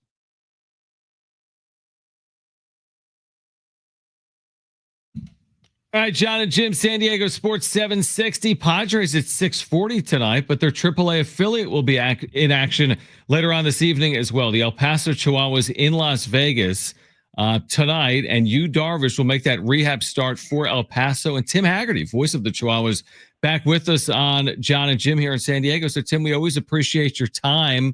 What are the expectations? What are you hearing regarding Darvish in terms of maybe innings or pitches for Darvish here tonight? Thanks for joining. Yeah, thank you, John. I haven't spoken specifically to the Chihuahuas manager, Pete Zamora, yet. I did hear that Mike Schilt mentioned that the game plan is 4 innings, 65 pitches range for Yu Darvish here in Las Vegas. And this is exciting here. As you guys probably know, there actually are a lot of Padres fans in Las Vegas. And I've seen that over the years when the Chihuahuas come to town. You see a lot of brown and gold, or back in the day, a lot of Navy San Diego caps in the stands. And they expect a lot of that tonight. There are some Japanese media here looking to speak to Darvish as well. So it's turning into quite an event here. Yeah, absolutely. Darvish, he can, demand quite a crowd, especially the Japanese media. Moving over to Luis Campusano, he's been amazing in El Paso this year. Had a cup of coffee with the Padres, played as the DH. What has he done in El Paso that has really popped so far, at the plate for him? Watching those games in San Diego, John, he, to me, he was walking a lot, taking a lot of close pitches that went for balls. Pete Zamora, who's known Luis since all the way back at the Single A when they were together in 2019 at Lake Elsinore, has talked about 2 different things. One, at the plate, his knowledge of the strike zone. He's laying off pitches that maybe in past years he wouldn't have. And with that, he's walking a lot. So as I look at the league leaders, I mean, this guy's the league leader in OPS, third most in on-base percentage. So you're still seeing that power, but also walking a lot. And then on the defensive side, coaching staff here has talked about how well he's doing at separating his at-bats from his innings behind the plate. Totally locked in behind the plate. Ryan Bergert, who you guys saw pitch great with the Padres, he and Campusano have really clicked here in El Paso with finding the right spots in the strike zones for his pitches. So really, I'm hearing a lot about his defense this year, more than past years. And Luis has now been here off and on for 5 years. Well, that's unbelievable that he spent parts of 5 years in AAA. I didn't realize that. Tim Haggerty, the voice of the El Paso Chihuahuas, the Padres AAA affiliate, with us right now, John and Jim. San Diego Sports 760. What's it been like from your seat to watch the success of Stephen Kolek, who's had these 2 brilliant starts, his first 2 career starts in the major leagues? I know he was a little bit up and down in AAA. That happens, as we've talked about, with the elevation. But what's it been like to see the way Kolek has pitched in the major leagues after starting the year in AAA? It's a great story, fun to follow here. And you mentioned the elevation. Obviously, that wasn't a concern with that complete game shutout he pitched, which was good point. Outstanding. I remember tracking that game and really hoping they give him a chance to go all 9 innings. That's become such a rarity these days to pitch a shutout, and good to see the smile on his face after that was locked in. But the coaching staff here has really talked about his transition from a reliever to a starter and how well he did with it and how quickly he did last year to this year, becoming a starting pitcher. So happy to see that happen. And we've really seen some strong pitching here in El Paso with Bergert, with Kolek, And I think some other guys that could find their way to San Diego as well. Wouldn't be surprised to see somebody like Omar Cruz back if there's an opening, among others. And, speaking of pitching guys, Reese Kinnear, who you guys saw as a starter in San Diego, has unofficially become the Chihuahuas closer. Leads the Pacific Coast League in saves. Coming back off arm surgery, he was sort of forgotten because he didn't pitch anywhere last year coming back from arm surgery. But they tell me his velocity is up, and could be somebody to watch down here in El Paso as well.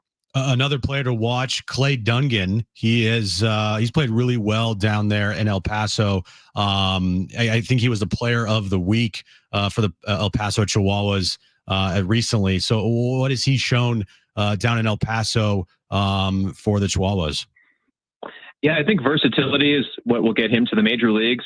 Last year, he went from AAA down to AA, but it wasn't a demotion in a sense because he was going there to learn the outfield. So now with El Paso, he'll play center field, left field, third base, second base, shortstop, and I think that'll help him. He had an eventful week. He last week in El Paso had an inside the park home run. A couple of days before that, he had a baseball rarity, a post-game ejection as the Chihuahuas were shaking hands, celebrating a win. He made a comment to an umpire and got thrown out of the game after the game. And you might say, well, what's the point of that? And the reason is he still is eligible to be fined when that happens. So there is still a small penalty. Oh, wow. Very interesting. Tim Haggerty with the Chihuahuas with us right now. John and Jim, I do want to circle back to you, Darvish, for a moment. I guess it's just one start at a time, right? I mean, if you are going to go 4 innings or 65 pitches, that I guess would give you at least a pathway maybe to get back to the major leagues for your next start. But I'm sure it's contingent based on how he feels and what kind of length he gives them tonight, right? Yeah, and that's a good point. Frankly, covering a lot of rehab starts over the years, I was a little bit surprised that the first one, they're talking about that many pitches. Usually it might be about half that. Clayton Kershaw recently faced the Chihuahuas as he's working his way back to the Dodgers. And his early rehab starts, it was, they're talking about 45 pitches, 3 innings. Darvish a little bit higher on both the innings and the pitches. Now, maybe part of that is that it's only mid-May. He hasn't been out for as long of a period of time as maybe somebody coming back from a more serious injury, but also shows that I suspect he's been throwing some longer outings on the side. So I'm curious about that as well. Is this a case where it's only one start, and if things go well, then we're talking about a return to San Diego? This is definitely more pitches than your typical first minor league rehab assignment. I want to ask it from this perspective because in the PCL, the travel is so extreme, obviously. And you've been there in AAA covering these teams. So tell me if it's rare or not. Has it been rare to have Padres rehabbers on the road?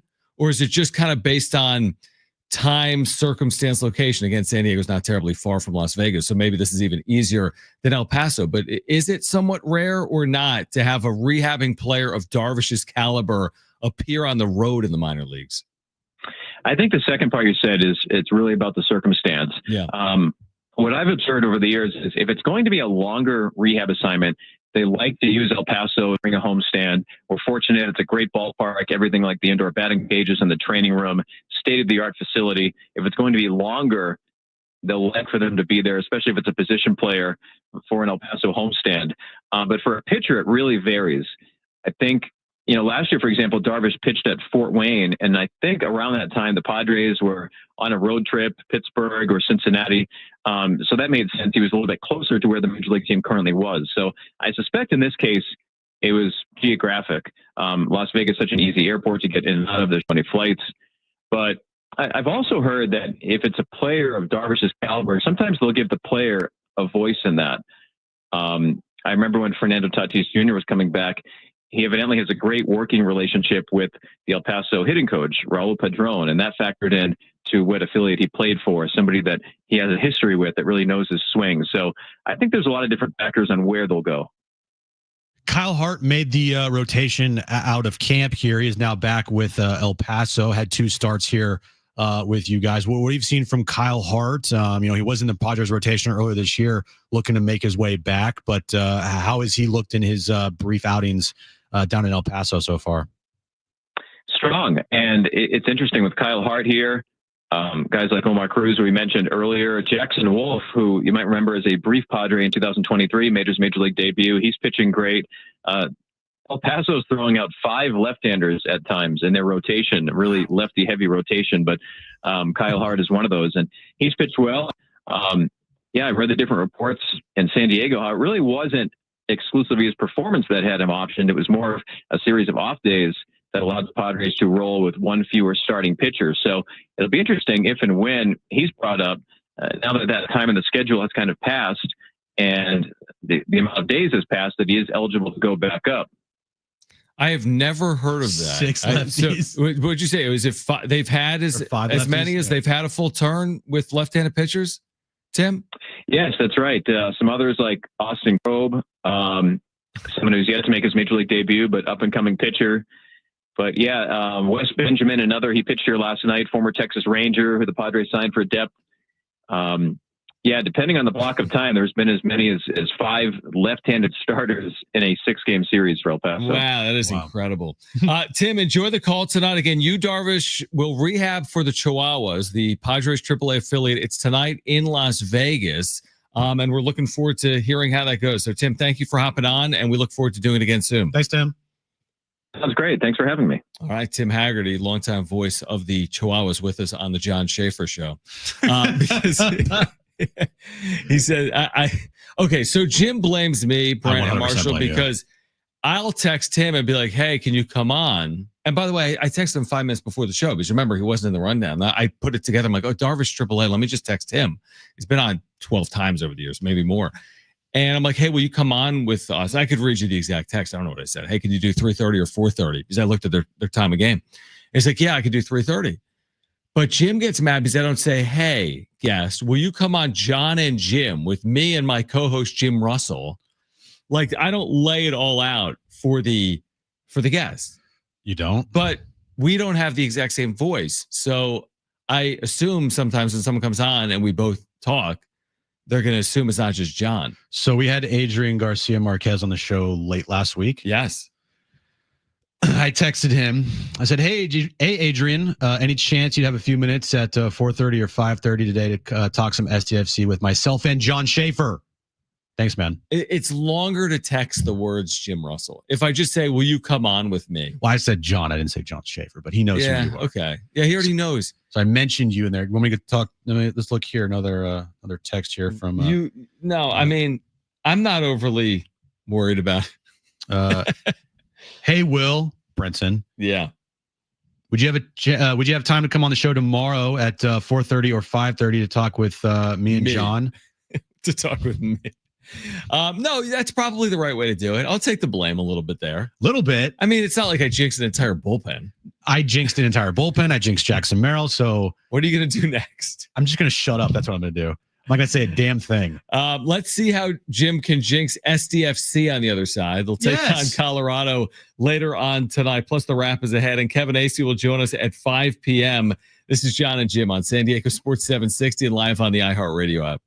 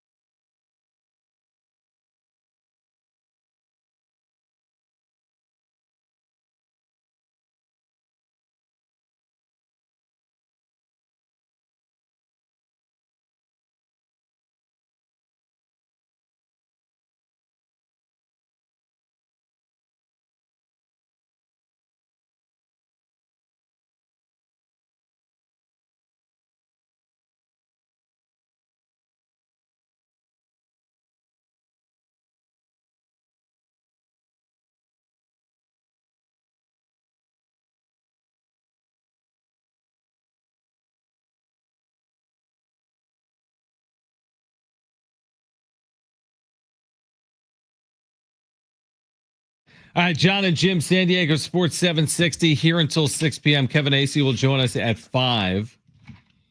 Again, SDFC will play tonight at 7:30. So let's take a look for a second, okay? Because we haven't really done this week. Let's look at the Western Conference standings in Major League Soccer. Okay. All right.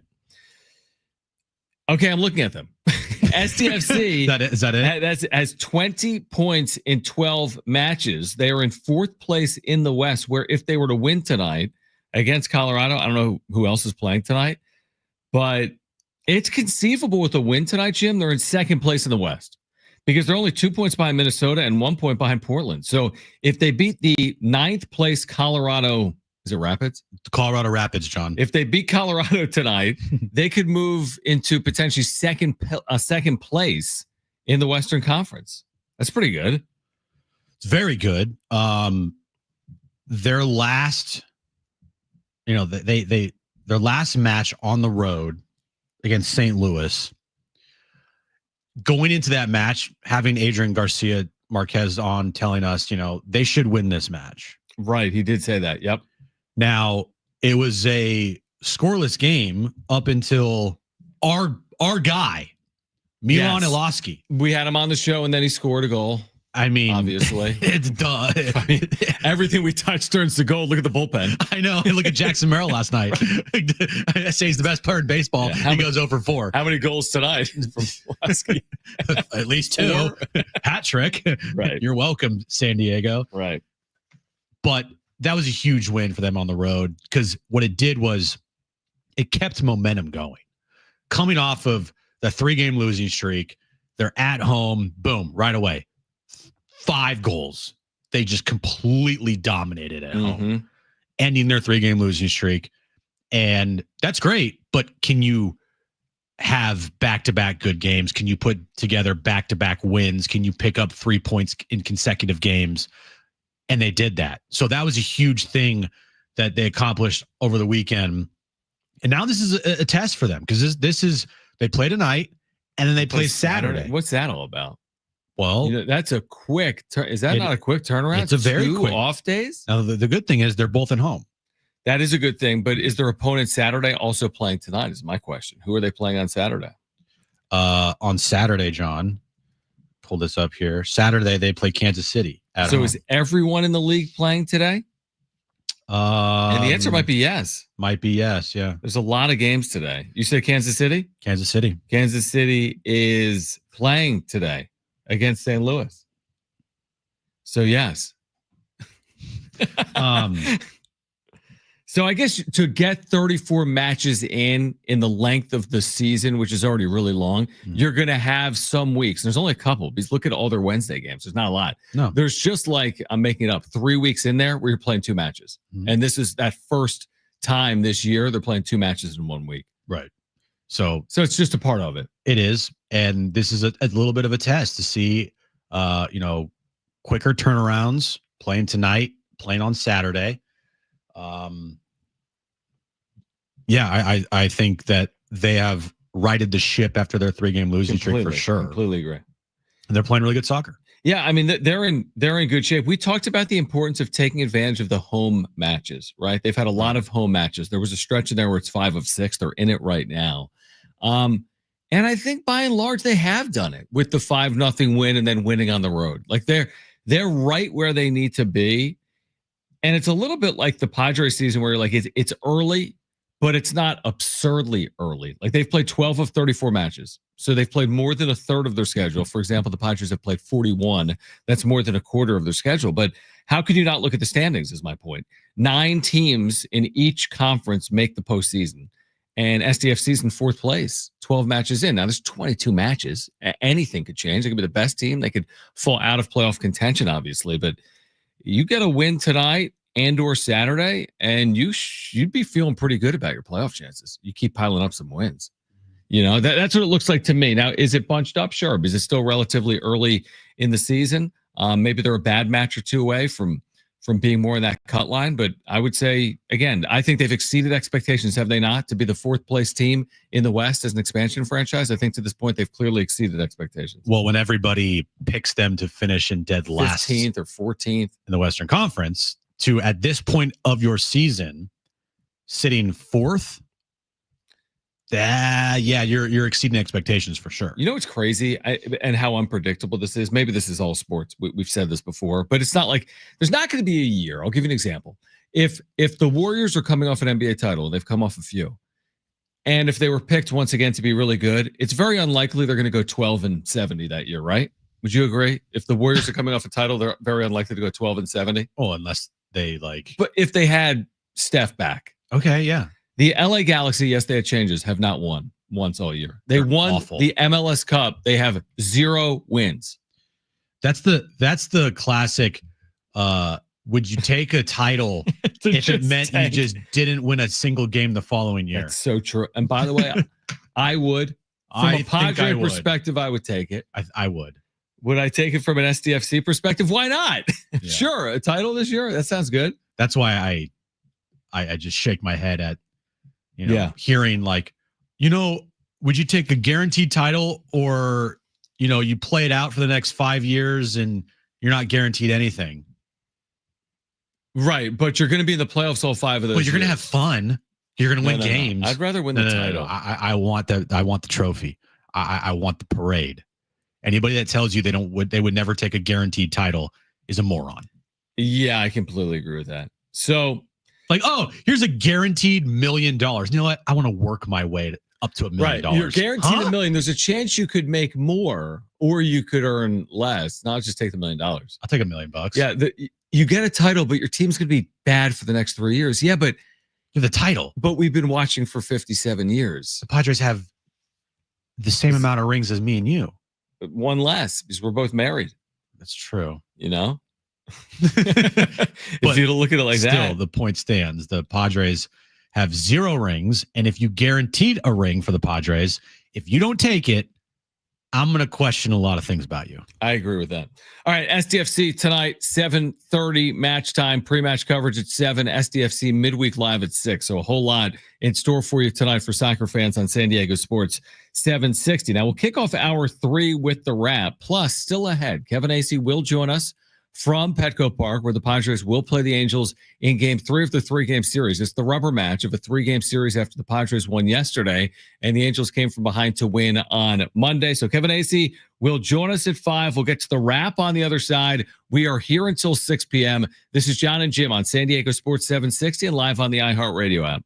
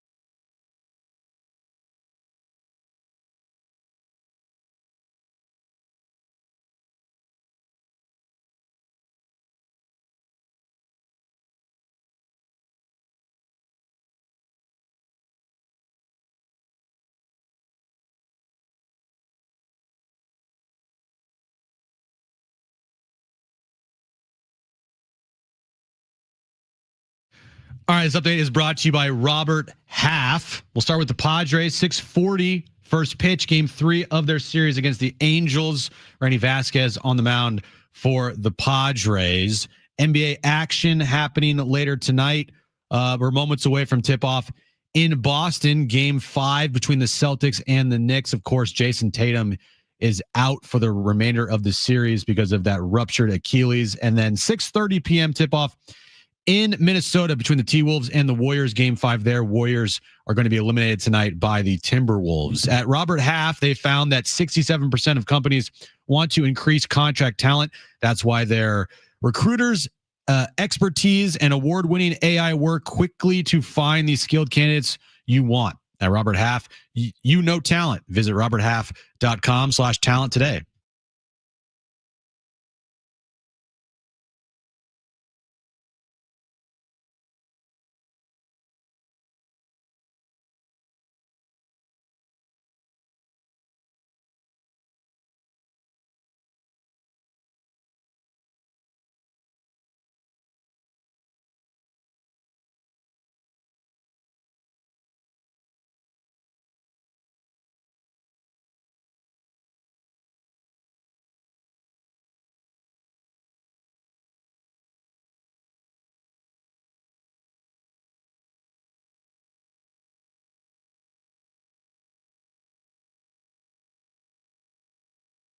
All right, San Diego and Southern California, what's going on? This is hour 3 of John and Jim. We're here until 6 p.m. We do have Kevin Acee joining us at 5 p.m. as the Padres and Angels will play game 3 of their 3-game series on the night where Yu Darvish will rehab in AAA for the El Paso Chihuahuas. So kind of a meaningful night for Padres fans. Maybe Darvish, Jim, getting closer to the major leagues could, in theory, be 5-6 days away. Maybe it's more like 10, 11, 12 days away with an additional rehab start. Plus, you've got a Padres team coming off a walk-off win, their first walk-off win of the year, and the first career walk-off home run from Fernando Tatis Jr. So game 3 tonight, and Kevin Acee will join us coming up at 5 p.m. Is that good? It's good to have him? It's good to have Kevin Acee on every Monday, Wednesday, Friday here. It's nice, yeah. And it's also nice that the Padres have a guy named Fernando Tatis Jr. on their team. It's also nice that the Padres are playing good baseball. And if they win tonight, you know, all the struggles with the bullpen, you'll look back and you'll say, well, they just won 2 series in a row. And they've won how many? 3 of the last 4 series? That's right. Yeah. Right? Dating back to that Pittsburgh sweep. And maybe are we getting closer to like the bullpen just doing its job again? It's not going to be every night. I'm not going to say anything. It's not going to be every night they implode. No. So they're kind of maybe due to not implode. But you're right. You can't really say anything. I can't say anything because whatever I say, the opposite happens. Except for like the Warriors. Yeah, basically. Or my teams. Yeah, basically. Besides like, you know, the Niners, it's like everything Jim says is it's the opposite of it. Did you see, and we'll get into the wrap in a moment, did you see Colin Cowherd agrees with Pro Football Focus that the Niners offseason has been a D? I saw it. Do you what's your letter grade on the Niners offseason?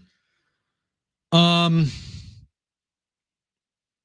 don't know, because the thing is with the Niners is they have a very easy on paper schedule this year.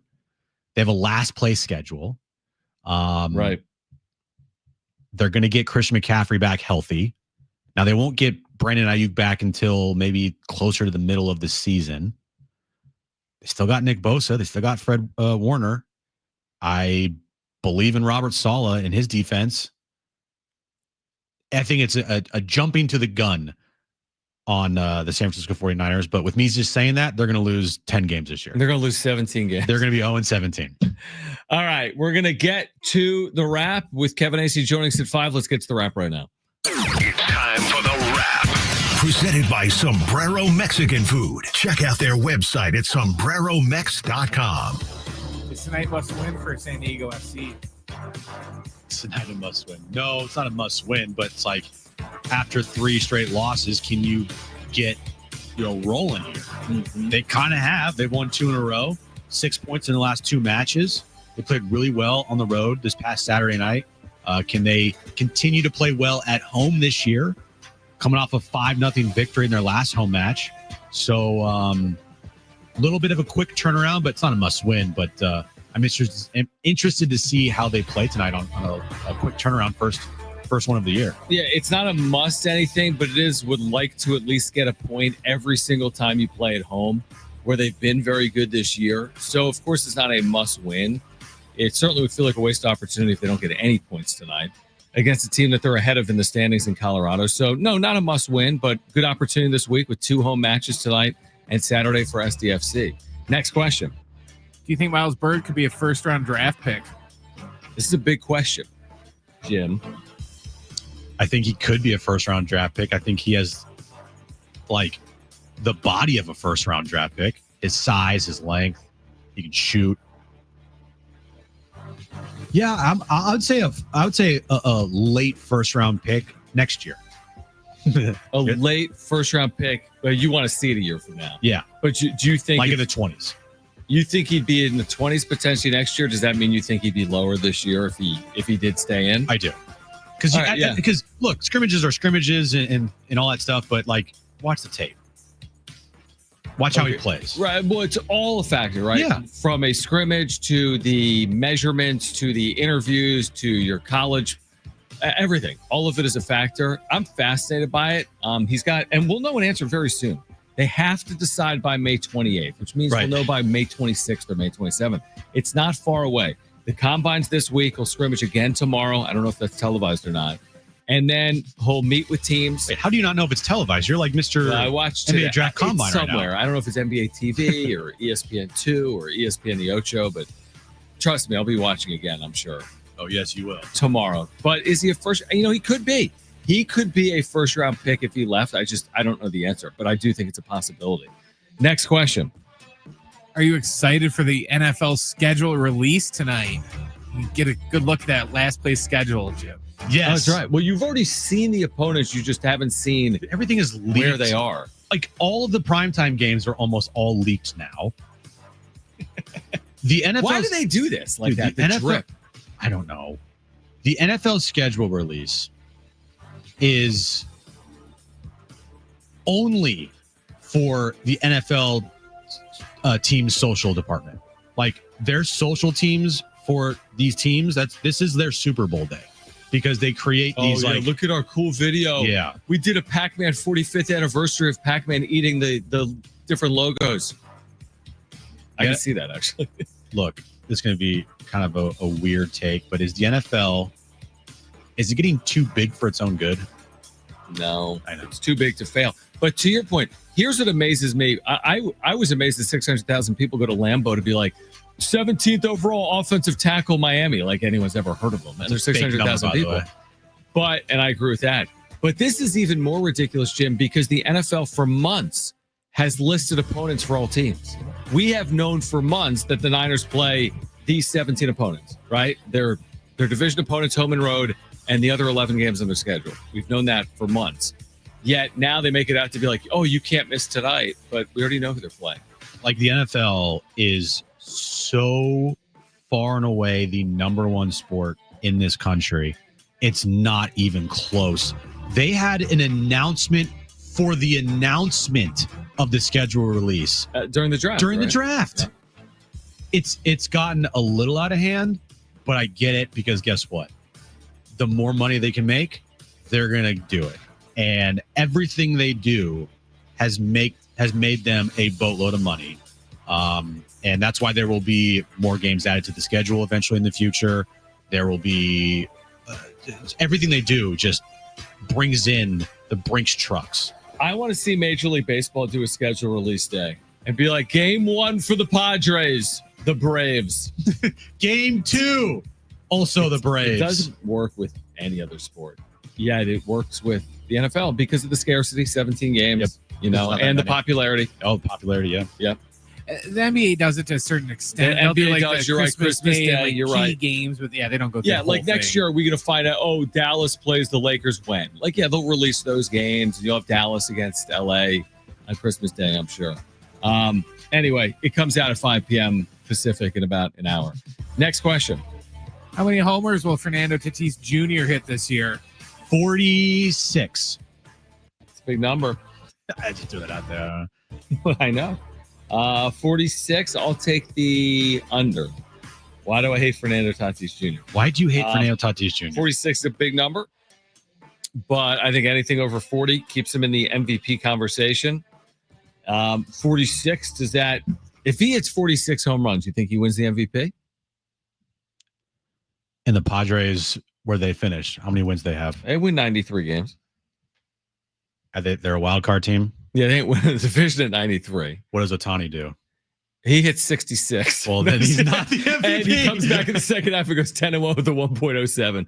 No, I mean, obviously a lot of it is, I've made this point a lot, like Ohtani's going to get all benefits of all doubts. What does Pete Alonso do? True. Do the Mets finish in first place in the National League East? What about Pete Crow Armstrong? Yeah, good point. Good point. His defense. Yeah, you're right. He's a and good offensive player too. The issue with Ohtani, dude, is will he return to pitch in the second half of the year? Yeah, if he starts pitching, he's going to get all the benefits of the doubt. You're like, oh my gosh, he won 8 games and had a 2.99 in 11 appearances. Yeah. Plus, he had 39 home runs and stole 37 bases. I do think that team wins are going to play a little bit of a factor, because if the Padres win 95 games and the Dodgers win like 93 games, I know it's hard to believe that, but just hear me out. And say Ohtani has a down year, and instead of hitting 50 home runs, he hits 37. Mm-hmm. And Tatis hits 41. Like, the numbers are pretty close, but the Padres have a better record. I would hope that would push Tatis over the finish line. I agree with that. Is it inevitable though that Ohtani hits 40 home runs? Probably, because he just seemingly does that a lot.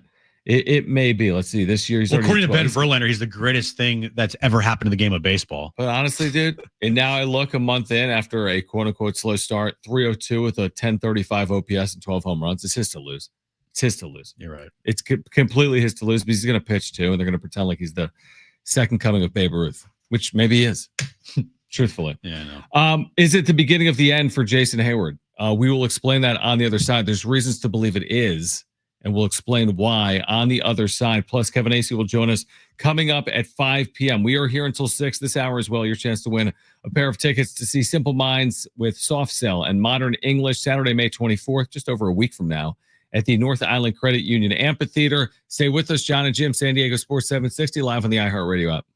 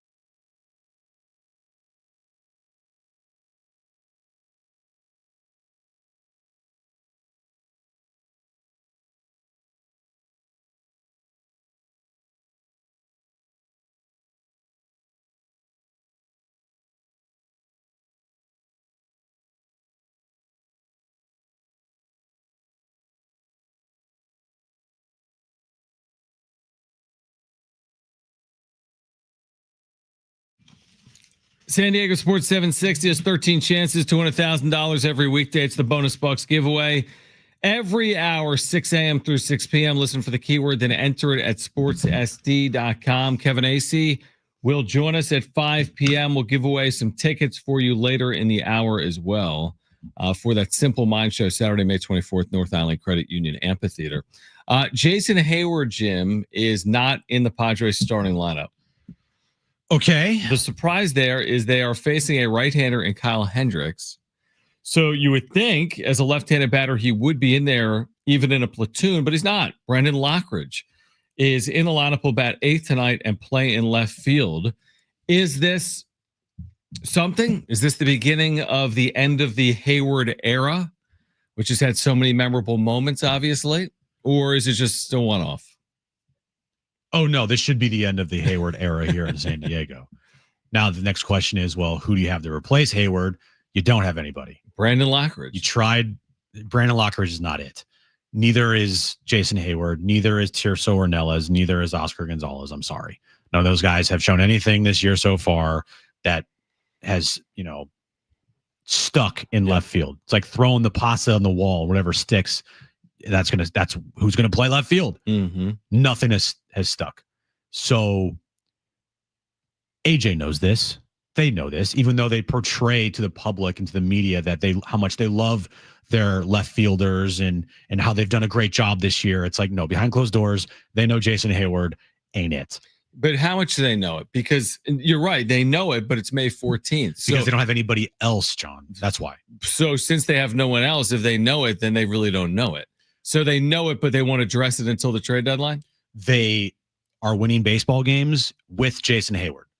So it's not a dire situation. I completely agree. It's not a,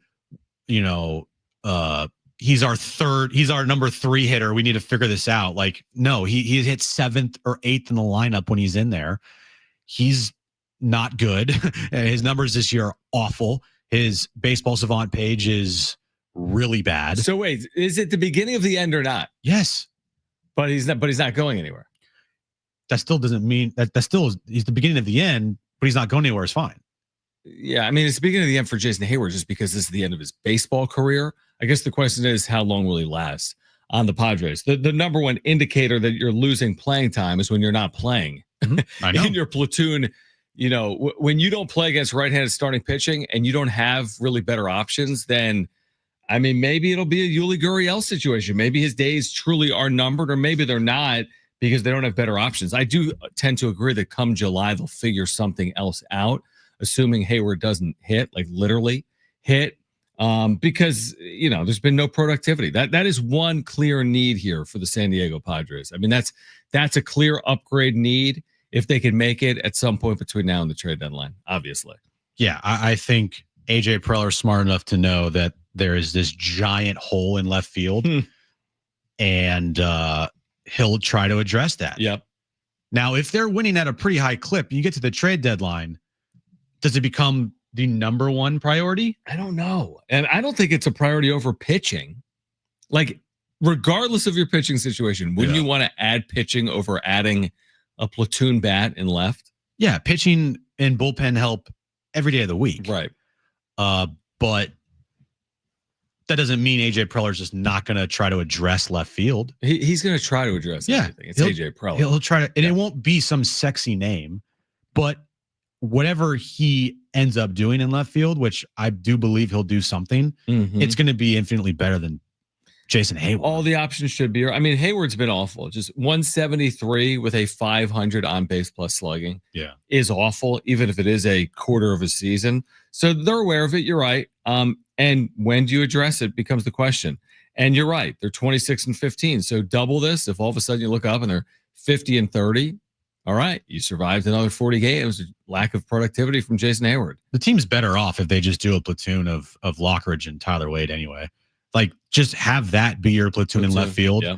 And I'm sorry, Jason, but thank you, but we don't need you anymore. You're not bringing anything to the table here. He really hasn't. Like, Brandon Lockridge defensively is just as good as Jason Hayward, and Tyler Wade, who filled in beautifully for Jackson Merrill when he was out in center field. He can play in the outfield. So just have those two guys be your platoon in left.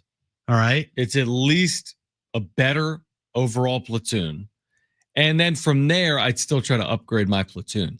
If I had Wade and Lockridge and they were both hitting 230 all year with their 6-something OPS, which is better than the 500 OPS. Okay, I live with that. But then maybe I strike again for the true upgrade at the deadline. And they have the benefit of they're winning right now.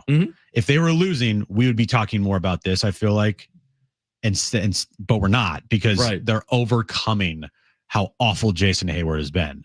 Last night, perfect example. He has an opportunity there late in the game, bases loaded. There were 2 outs, and he put together just a pitiful at bat. Yeah, I remember it. So he is not costing them games right now, but he's just not helping them win games at the plate. Defensively, he's fine. Yeah, he's fine. But at the plate, it's awful to watch. They can do so much better. And by they can do so much better, they can do better just in the here and now with just having Lockridge and Wade out there.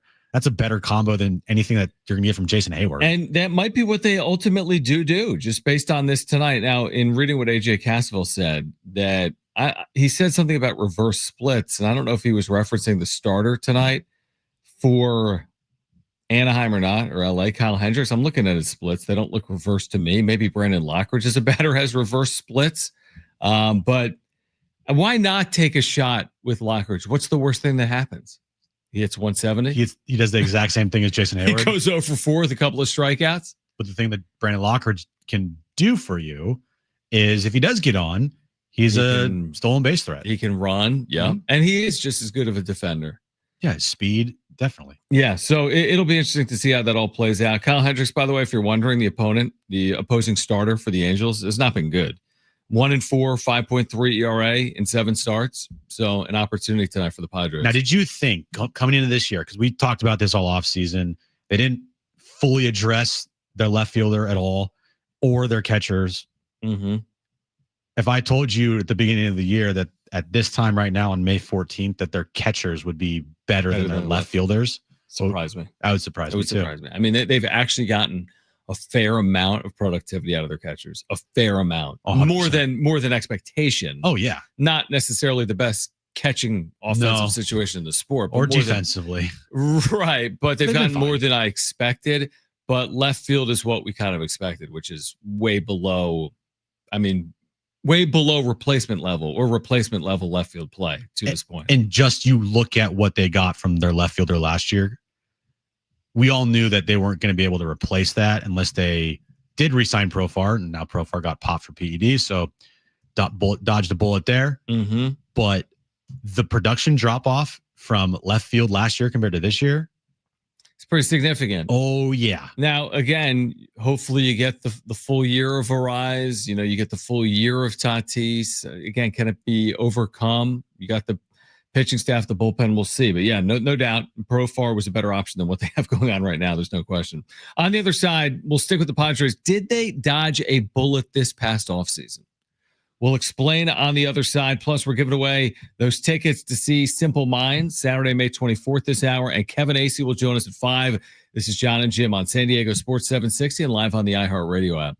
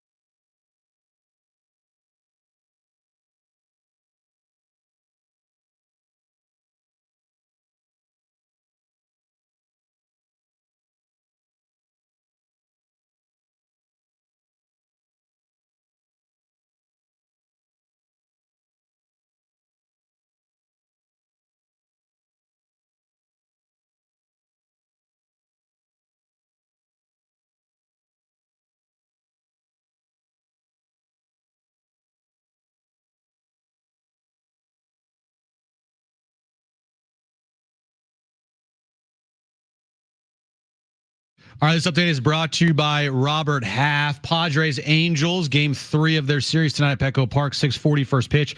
Randy Vasquez on the mound for the Padres. NBA action right now, game 5, Knicks and Celtics. Celtics lead the Knicks right now 23-20 with 2 minutes left to go in the first quarter there. Knicks lead the series 3-1. They're looking to head to the Eastern Conference Finals. And tonight, SDFC, they take on the Colorado Rapids at 7:30. But before all of that, 6 p.m., we have SDFC Midweek Live, 1 full hour of SDFC talking right at 7 p.m. We'll have our SDFC kickoff show leading you up to the match at Snapdragon Stadium.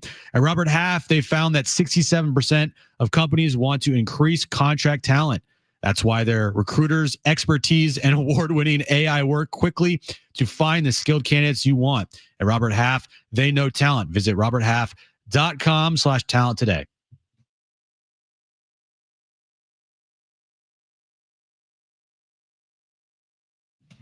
All right, John and Jim, San Diego Sports 760. Mike Schilt has spoken with the media at this hour. We'll hear some of that pregame with the media coming up. What are you looking at? There's a new El Nino shirt, I think. From of his walk-off last night? Yeah, I would buy that. I'd prefer they just give it to me, but I would maybe buy it. A couple of things. Dude, What? So the Wrigley Wire today posted something about Pete Crow Armstrong, and I'm getting like spam tagged and everything. And it's because a little of it is on you because you put he's the best center fielder and you used a highlight of him making a defensive play. I know. And then when you actually do look at the metrics and what Pete Crow Armstrong has done defensively, he's by far and away better. He's been amazing. Now he's played all year. So again, that wasn't the point you were making. No. You were like, look at his offensive numbers. It's fine. What's going to happen? You're not going to be allowed to go to Chicago? I don't. It doesn't matter. Go. I don't care. They're not going to check your ID, your real ID when you get there and kick you out. I'm a little concerned. I ordered my real ID about 2 weeks ago. Okay. And it said it would take about 46 weeks to get here. Now I leave for Hawaii in 2.5 weeks. Yeah, that's a bad strategy. Now I do have my passport. That's less than 4 to 6. I know. Right. But I have my passport. You're fine with the passport. Okay. Nobody's ever not been allowed on a plane. Now make sure your passport's not expired. Ooh, that's a good call. Man. No, you just got it. I recently. It takes a long time for your passport to expire. 10 years. Yeah. Yeah. Okay. I'll be fine. You'll be fine. Here's what I was going to say. We spent 6 consecutive months talking about Roki Sasaki. Maybe longer. Okay. We spent 6 months. It got us through the offseason. Every day. Nothing was going on. Nothing. Now he's been placed on the IL. Remember, one of the selling points we were told, and of course it was all a complete lie because he just wanted to play with Shohei Ohtani and Yoshinobu Yamamoto. But what we were told is, I got to be developed fully, and there's no better place to be developed and succeed and hit your career goals than as a starting pitcher for the LA Dodgers. But that's not true because there has been a systematic problem, obviously, with Dodgers starters in terms of injuries after injuries after injuries. Now, have some of those been overcome? Yeah, they just won the World Series. Their arms all fall off. But their arms have been falling off at a very high clip. Now, I don't know if he misses 10 days or 10 months, Roki, but his velocity has been down. His numbers have been bad, and he's been placed on the IL for the first time in his career. So, did the Padres dodge something here and missing out on Roki or not? Dodging that Roki bullet. Just dodging the Roki Sasaki bullet. In the early part of his career, right? Yeah, dodged a big bullet. The early returns are yes. Yes, the early returns are that Nick Pivetta has been infinitely more impactful to the Padres than Roki Sasaki would have been. Long term, that's a big yet to be determined. Mm-hmm. But in the early part, Roki Sasaki has been just I'll say it. He's been a bust. He's been a bust early on. You can't. What Here he goes again, just throwing jinxes out. I early on, I'm not saying for his entire career, but early on, dude has been a bust. You, if you're a Dodger fan, thought that he was going to come in there, pump in 102 with a devastating splitter. And yes, he would have bad starts and he still has to develop and whatnot, but at least the stuff is there. He's got electric stuff. Dude's throwing 94 tops. Right. What? And now his shoulder hurts? Incoming surgery. Here we come. It's always a possibility. I mean, that's absolutely a possibility. I'm sure it's crossed a lot of minds of Dodger executives and fans that this is going to be really problematic. And it is familiar. Like, they have a rotation on the IL right now with Tyler Glasnow and Blake Snell and Roki Sasaki, and I think Kershaw's coming off. But you get the point. They have a true rotation and a good one, arguably, on the IL. Now, Yoshinobu Yamamoto this year has been fantastic. But last year, he also got injured, and they had to put him under innings limit. Oh, yeah. He barely threw in the regular season. Now, he did well in the postseason. He did really well in the postseason. But he was farther along in his development as a pitcher than Roki Sasaki is.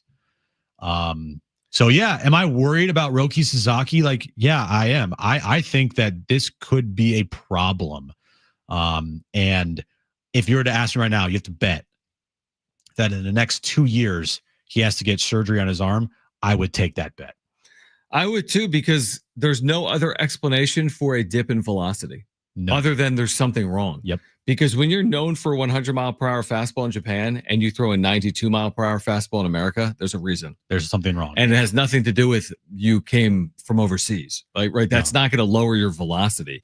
So, yeah, I tend to agree with that. There's a part of me that also believes that the Dodgers, because they know where they're ultimately going, which is probably to the top of the NL West, that they plan out the regular season and know when guys are on and off ILs. Like, hey, we're not going to need Clayton until the second half of the year, so just slow play it. And we don't need Blake Snell now. We need him later. Now, it doesn't explain someone's velocity being down or someone's shoulder being sore, but it's like they really do treat the regular season like a true jog as opposed to a sprint, because they fought a bed winning 99 games. So they kind of jog their way through it. And when they need to ramp it up, they'll ramp it up. And part of me kind of thinks that, like we were told last year, like their better chance of winning a World Series is 2025 than 2024. And that might be true if they've got a healthy Snell late and they've got a healthy Sasaki late to pair with Yamamoto and whatever else they have in there. It's like they don't need Roki Sasaki right now. Probably. They're still in first place in the National League with West. his mid-year and him now going on the IL, you know? Look, is Roki Sasaki potentially an all-time bust into the Padres absolutely dodge a massive bullet by not landing Roki Sasaki? Yeah, I could say that. I'll say that right now. Now, there's still a lot of time in his career, but as of right now, not looking good. And it looks like the Padres dodged a bullet. I would say it's probably early for that. And the reason I would say it is just because of his age. Hey, I'm leaving myself an out, okay? You are leaving yourself an out. Let me leave myself an out here that, hey, he could turn into a really good pitcher one day. And over the course of the next 6 seasons while he's under control with the Dodgers, he could turn into an ace. But as of right now, he is nowhere close. I mean, 24 strikeouts and 34 and a third innings. Nowhere close. Like, are you like a soft throwing lefty? 24 strikeouts in 34 innings? Or are you a hard throwing righty? Like a year ago, he was striking out 11 per every 9. The year before that, he was like 14 per every 9. He struck out 135 batters in 90 innings 2 years ago in Japan, and now he's striking out no one. Now, in our YouTube chat, good point by SoCal segment says it's not dodging a bullet when you paid him nothing. Fair. That's a good point. Yeah, but the bullet equation is this. Yes. They wouldn't have added Pivetta, in theory, if they added Sasaki. So it's most likely, I feel that way because I feel like you're addressing your rotation by adding Sasaki, and therefore you would have taken the resources of the dollars for Pivetta and used them elsewhere.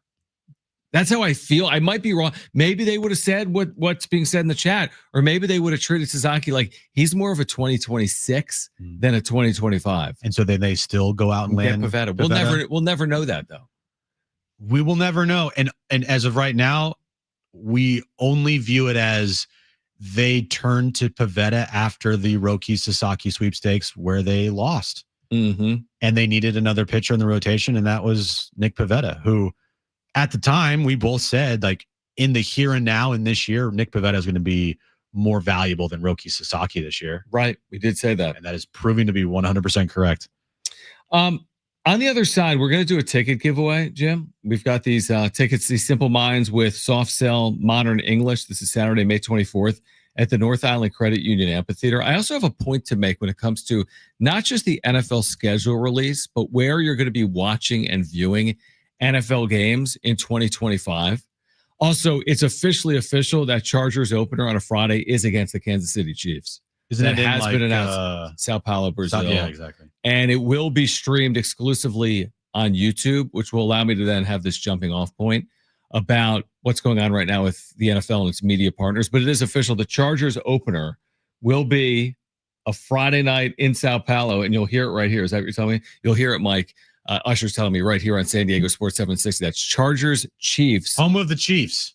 That's right. Home of the Chiefs here in San Diego. We're the San Diego home of the Kansas City Chiefs. And the San Diego home to the Las Vegas Raiders and the Denver Broncos. What time is that? You're home for the NFL in Brazil. Correct. Right. Every NFL regular season game in Sao Paulo this year, you'll hear exclusively on San Diego Sports 760. 5 p.m. Pacific will be the start time. Friday, September 5th. That game is official. Chiefs and Chargers on YouTube. Anyway, I have a point to make. Plus, we're giving away tickets. Kevin Acey at 5 p.m. It's John and Jim on San Diego Sports 760 and live on the iHeartRadio app.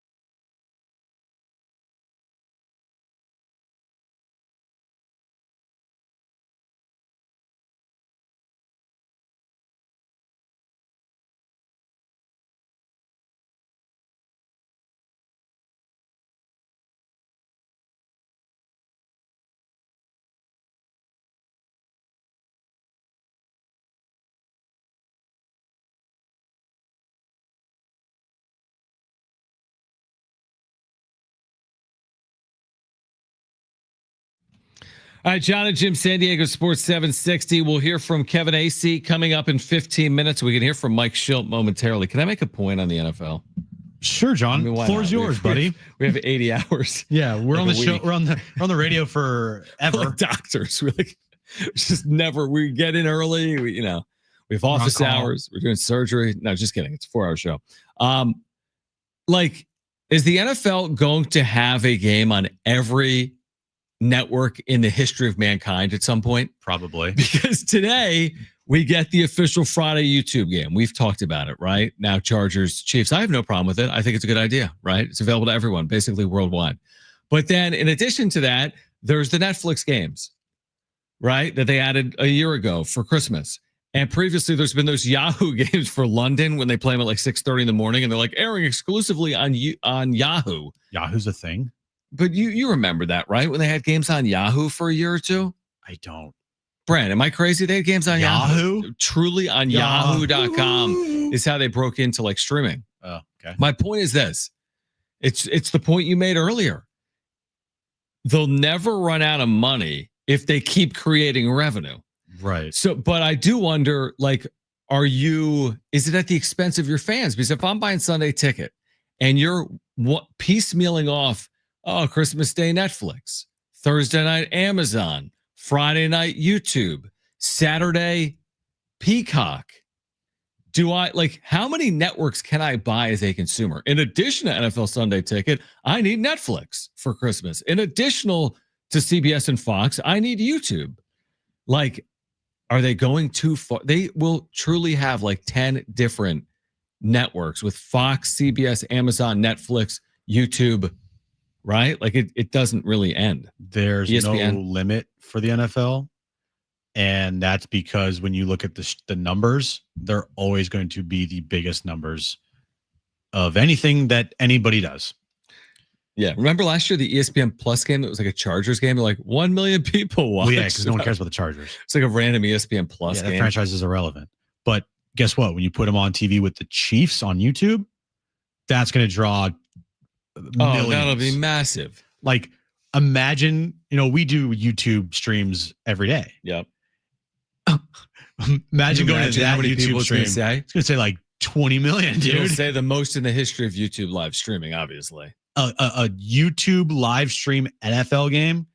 Top right, 41 million people Mr. watching. Beast is what can I do here to top this? That's such a good point. What do you think the most streamed YouTube show ever is? We've seen views where people get millions of views, or music videos, or Charlie Bit My Finger, right? There's things with 1 billion views. But what's the most ever watching at the same time, a live stream in the history of YouTube? Because it will be broken that Friday night by Chargers and Chiefs. It probably won't be close. Well, John, did you look that up in terms of a live stream, the most viewers? Yeah. So it's soccer. Okay, that makes sense. I don't know what this first one is. I don't even know how to say this. Okay. The Chandaran 3 mission soft landing. Oh, sure. Do you know what that is? Was it landing on the moon or something? I have no idea what this is. It is. I Googled it. Oh, it is. It's landing on the moon. I just clicked it. Oh, it is. Mission. Yeah.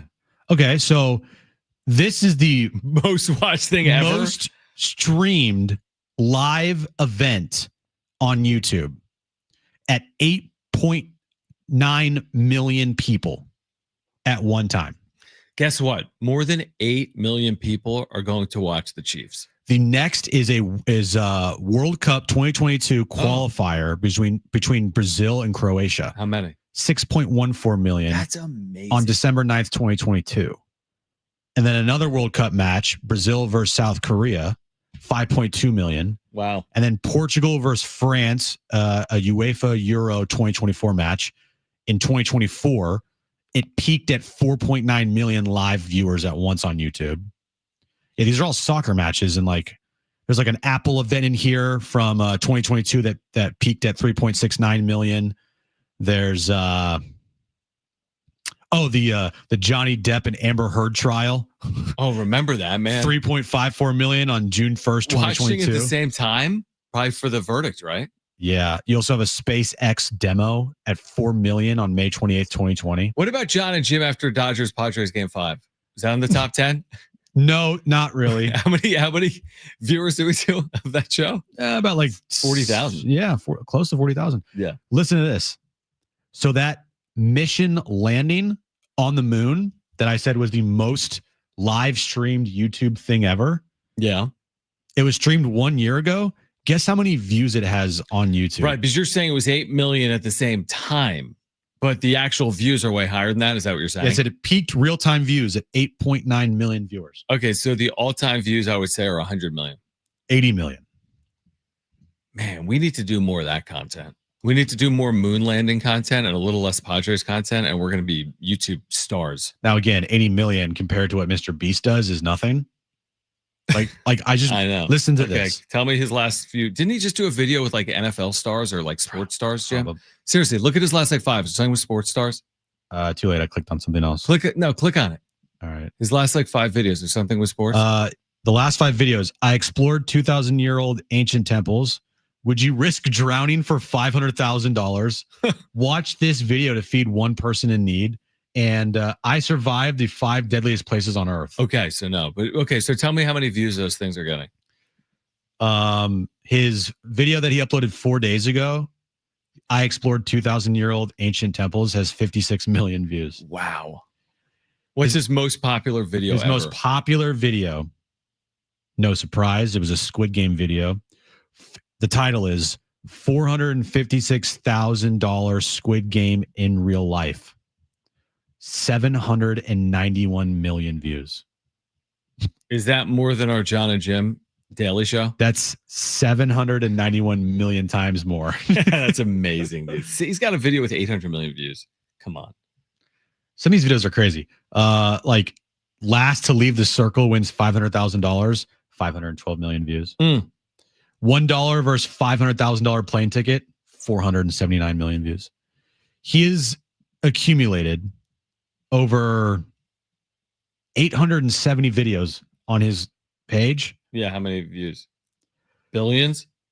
82,521,775,256 views. Hear me out. Maybe as opposed to putting the NFL game on YouTube, put it on his YouTube channel. Oh my God. Right? That would be epic. I mean, yeah, that game's going to. But Mr. by the way, Beat- that game is crushing. Now, it might not get 800 million views. No, it won't. But in terms of live stream viewers at the same time, it's crushing 8.9 million. It is crushing that moon landing. It could. No, it will. Okay. Kansas City Chiefs. Now, the Chargers have no fans, to your point. Right. Or not as many. But what if it only draws like 100,000 people? no, it won't, because here's the other thing. YouTube's available worldwide. So you're going to get the U.S. audience, but then you just get the intrigue. Now, is it also available on YouTube TV? I don't know the answer to that. Because if it's available on YouTube TV as well, which I think it is, Should be. then that number on YouTube Goes down. It goes way down. No, that's a good point. But they're the winner because YouTube is YouTube TV. Yeah, Or YouTube TV is YouTube TV is the future. It's not the future. It's the now. But the one thing that I am scared of YouTube TV is how big it's gotten. The price on it was like the big thing that drew everybody to YouTube TV, and now that price is going to be around what it is for cable. I don't mind it because I like the ease of it. And if I was going to pay for it as cable, I don't mind paying for it as YouTube TV. But your point is valid, which is like the whole point of going over to YouTube TV was to save money. And now you're no longer saving money. Because it was around like $50. When it debuted, it was. Yeah. And now it's closer to 100. Yeah. I think it's like 83. Yeah, 83. Plus, you got to have you're right. With cable, you don't have to have the internet. Like to have YouTube TV, you have to have the internet. So you put it in with your internet costs, like you're $130 a month in. I always wonder, with the prices of everything just going through the roof, there's no, end in sight of these prices ever dropping. Because why would you ever have YouTube TV at $83 and then say, just kidding, we're going back to $60? Mm-hmm. Never will happen. Right. In 20 years, where's it going to be at? I mean, all these things going to be like $200 it's like for YouTube TV? Jim, let me explain economics to you. Everything goes up. If you want, everything's gone up, including salaries. Because guess what? In 1910, when your mortgage was $19 a month, it's because nobody made any money.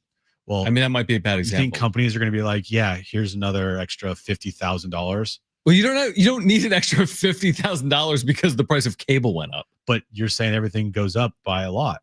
I'm saying it's called inflation. Yeah, I know. And the question is, through the roof. do wages increase equally or surpass inflation? And the answer currently is probably no.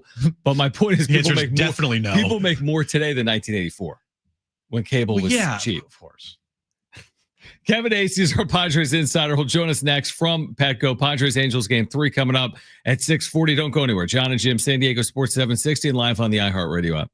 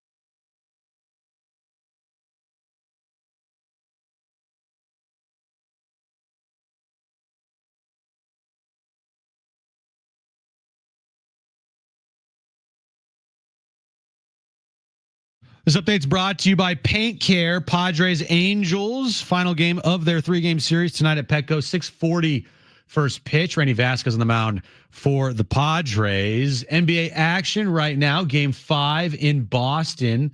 The Knicks are leading the Celtics 47-46 with 5 minutes left to go in the first half. Of course, the Knicks have a 3-1 series lead there. And then later tonight, the T-Wolves are going to be closing out the Golden State Warriors. Tip-off time is at 6:30 in Minnesota. And tonight, 6 p.m., STFC Midweek Live, 1 full hour of STFC talk. Then 7 p.m., what'd you do? 7 p.m. we have SDFC pregame show, and 7:30 match day as SDFC takes on Colorado Rapids. They know that leftover paint in your garage is clutter. Make more room for your collections of trading cards, John, and comics. Take the leftover paint to a paint care drop-off site. Make more room in your garage and help the planet. Learn more at paintcare.com.org.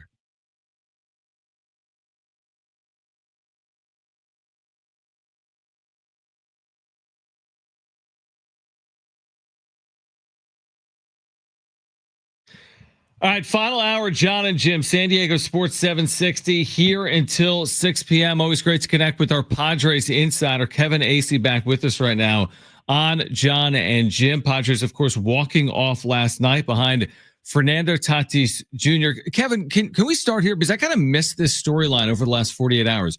Was there something that was playing out with Tatis and his mannerisms, or there was all this discussion on social media like Tatis isn't happy?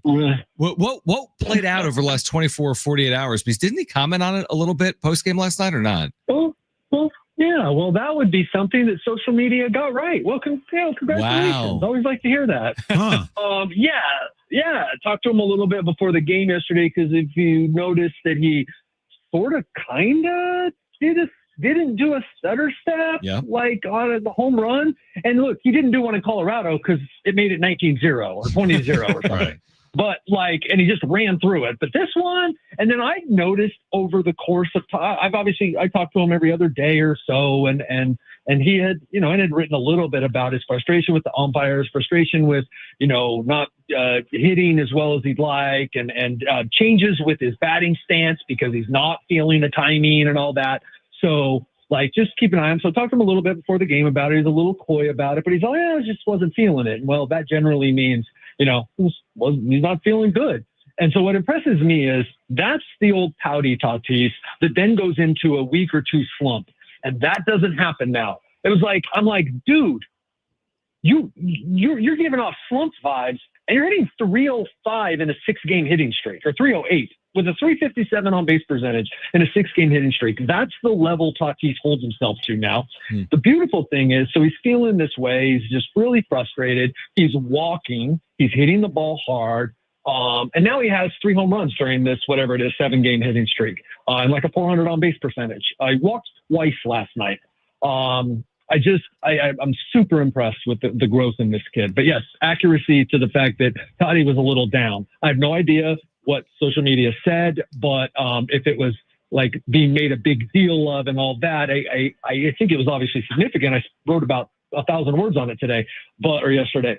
But in terms of it having some sort of long-term impact, the impact is like, wow, this is like a grown-up Toddy, right? Like, this is not a 21-year-old Toddy anymore. This is 26 years old, been through some stuff, and he just seems like a kid who's like in a really good place. Yeah. And, even if it wasn't on field, like, guess what? These are all human beings. We all have lives. Like, we're not all happy all the time. There's things that happen in our lives that, just make us at work and feel like sad. And it's like, why are you in a bad mood? It's like, oh, something happened at home. Like, so anyway, I want to say that like these guys have to have it play out in real life, right? Yeah. Like, I want to say to people sometimes, so I'll just say it now because I can never say it to anyone who like lights me up or something. I'm like, dude, do I come to your work and tell you how to use the cash register? Right. Like, what are we doing here? And then I feel for these players because they do it on such a grander scale, man. The TV cameras in the dugout, looking at them close up when they're up to bat, how they react, and then people misinterpret. Oh, you didn't give a high five to this guy. Like, I mean, man, you know what? There's wives, there's girlfriends, there's kids, there's dogs, there's moms, there's dads, there's whatever, right? Like, absolutely. Good point. And if it wasn't for Fernando Tatis Jr. last night, Kevin, we'd be talking to you and starting to talk to you about the bullpen. They continue to struggle. Last night it was Jeremiah Estrada. I know Schilt's going to have the utmost faith in his bullpen, regardless of their struggles. But what do you attribute the struggles to the bullpen to the most here? That they're basically inevitable, that the bullpen, that relievers are asked to do something that's virtually impossible, which is to be on all the time. And I honestly believe that it's the hardest job in baseball. And we could go into that. You guys don't want to do that, but we should talk about it sometime. Like, it is a rough job. Yeah. Don't know when you're going to be called on, have to work all the time. And the game is generally on the line, especially if you're a higher leverage guy. Now, that's the excuses that I'll make for him. And some excuses are not excuses, they're explanations. That's what I'll say about that. The other part is that they've really sucked lately. And they've worked a lot. And that now it's everyone except Yuki Matsui, kind of ironically, Right. who's got a 6-game or 7-game scoreless streak and allowed 1 hit. It came last night. But everyone has been touched. That's the, I don't want to say troubling, but it's like, we talk about a bullpen. Ooh, the bullpen blew up for 10 runs in New York. Wandy Peralta and Adrian Morejon blew up for 10 runs. Jason Adam and, Robert Suarez didn't. Oh, wait, next night, Jason Adam did. And so now it's every guy in the bullpen has had a high profile, runs allowed, didn't protect a lead. Well, I still say that we can lean on, and this is where I'll say Schilt talking about track record is correct. We can lean on the first 22 leads that they held. I still say we can lean on that, but we need to keep an eye on it. Yeah, I think that's well said. Kevin Acey's our Padres insider. He's with us right now. John and Jim. You've written about Dylan Cease here recently as well. I mean, Cease last night followed up that really good outing at Yankee Stadium and once again was really good. When you take the viewfinder out, like he has been good, really. The Sacramento start was not good, but that's going to happen over the course of a year. But you take that out, you look at his last 5 or 6 outings. I think he's allowed 2 earned runs or less, maybe in 6 consecutive outings. Are we seeing, is this the 2024 Cease that we saw a lot? What we've seen here over the last few starts?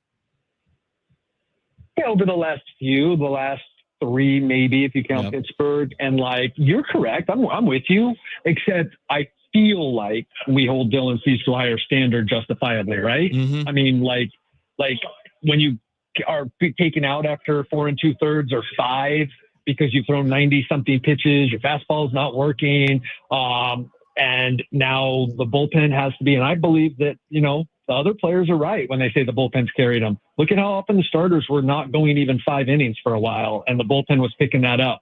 So that, I'll push back and say, I don't think Dylan has been 24 Dylan. Here's what I'll say, and I think it's what you're saying. He had some bad stretches last year. Yep. He hasn't been that bad. He hasn't been 24 bad. He hasn't been 24 good yet, but he hasn't been 2024 bad yet. Yeah. And now he is 2024 good, the last 2. Right. Yeah. Absolutely. Hopefully this is a stretch where, you said 4 or 5 starts here where he's looking like he did, last night. And it's good news that, like you said, the injury's not anything to worry about after last night's start. Another starter to talk about, he's making his rehab start tonight. Yu Darvish, we talked about him earlier in the show. Just update us on the plan with you going forward, and when could we expect to maybe officially see him up at the big leagues? Indications are Toronto. Now, that said, this has been more than even most veterans. This is the Yu Darvish show, right? We've talked about it before. I wrote about it in spring training, trying to kind of forecast. Certainly didn't know he was going to get shut down, but trying to forecast for everybody that this year we'll be handling Yu Darvish with something like kid gloves. Well, injured or not, Yu Darvish is not a 30-start guy anymore.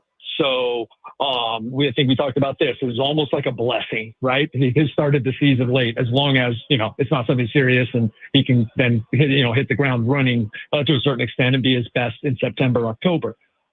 So tonight, I think 65 plus, if, things are going well, 4 plus, or at least 4 innings. And if that goes well, I think they're preparing or would like to bring him back and put him in. You realize they go, so they have tomorrow off, they have Monday off, then it's 9 in a row, day off. I think then 9 in a row, day off 13 in a row, day off 13 in a row, day off 9 in a row, something like that. Like a lot of games. The time of having, the 2 days off a week is over for the Padres for a while. And so I believe they're going to go to a 6-man rotation, and that getting Darvish back and inserting him, say, maybe after Cease, game 2 or 3 in Toronto, works out really well for him. Now, that might not look, maybe he's not going to feel right. Maybe he's going to say, no, I need another one. But like, also, why waste bullets, right? Like, if you were going to treat him with kid gloves and you want, like, well, why have him go do another rehab start where, now he's up to 75, 80? Well, if he can do that there, he can do that here. And so just, without talking out of school, like the conversations I've had, it seems to me that we're talking about one rehab start because he's built up quite a bit in his simulated games in Arizona. And so, like, I think that this is it. That's a really interesting point. I hadn't thought about the why waste bullets point, but it's a great point with a veteran pitcher, and they kind of do need him, like you said, just based on the schedule that's going to stiffen up with fewer off days moving forward. Kevin, you're there each and every game, by and large, right? And you're watching these large crowds each and every night at Petco Park. I mean, what they're doing is so impressive, and it's even better than what they've been doing in recent years, right? You wrote about this. I mean, as good as the attendances have been, they're even better right now in 2025. Like, what could they reach? Could they reach what, 3.4, 3.5 million this year? Well, what's the max? It would seem like it. I think 3.5 is probably a ceiling. I don't recall talking to anyone about that ceiling. I have talked to them about that there is a ceiling, right? They're in San Diego. They can only squeeze. They already expanded Gallagher Square. And you get, you get this up to Dodger Stadium capacity. So that would be incredible. 3.4, 3.5 here. Like, that would be like, they're probably going to break last year's record, like they last year broke the year before's record, which is what was that 3.3, 3.35, something like that. Yeah. So yeah, it is impressive, man. It is, and I look forward to the Dodgers coming into town and games. Like, I have loved the atmospheres here in September and October, where like it just seems like the crowd's really into it and knows baseball and all that. Sometimes this time of year, it's, you're coming out, it's a giveaway, it's whatever. It's still impressive. I don't mean to go off on a tangent here, but I've been so impressed by San Diego's fans late in the season. So I look forward to that. Yeah, they've been incredible. The atmosphere at Petco, you're absolutely right. It's a must go to event almost every night down there at Petco Park. Kevin, is time running out for Jason Hayward? I know they're winning, and you can mask some things here, but they've already gotten rid of Yuli Gurriel. They decided that wasn't going to work. Jason Hayward had opportunities last night. He has not looked good at the plate. What's your view on how long Jason Hayward lasts here? I think this is one of those cases where winning really does help because there's not another option that is like obviously nothing's a sure thing, right? But like, there's not another option that is, Oscar Gonzalez has a lot of promise, but Yeah. And then what if Oscar Gonzalez doesn't work out? What do you do then? Though I do think eventually that's where they're going to end up going. So I think you're right. Like there's a clock here. He also, because they're winning and because he does bring a lot on the bench and in the clubhouse, that works together to, I think, buy him some time. But yes, like he was always on that list at the start of the season, right? With Yuli Gurriel. He had a longer leash, and Gurriel's gone about when we thought maybe that would be where the leash extended to.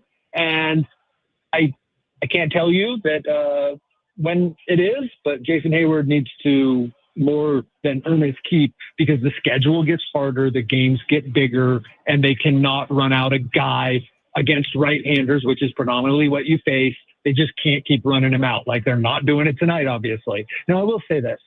I haven't reported this. I can't say it with like what the severity was, but there was crap going around the clubhouse, and Jason was one of the guys who kind of had it. So I'm not obviously that wasn't affecting him when he was hitting 150 2 weeks ago. I'm just saying, like, the reason he's not in the lineup tonight, I can't tell you why, but like, maybe it's not because he sucks.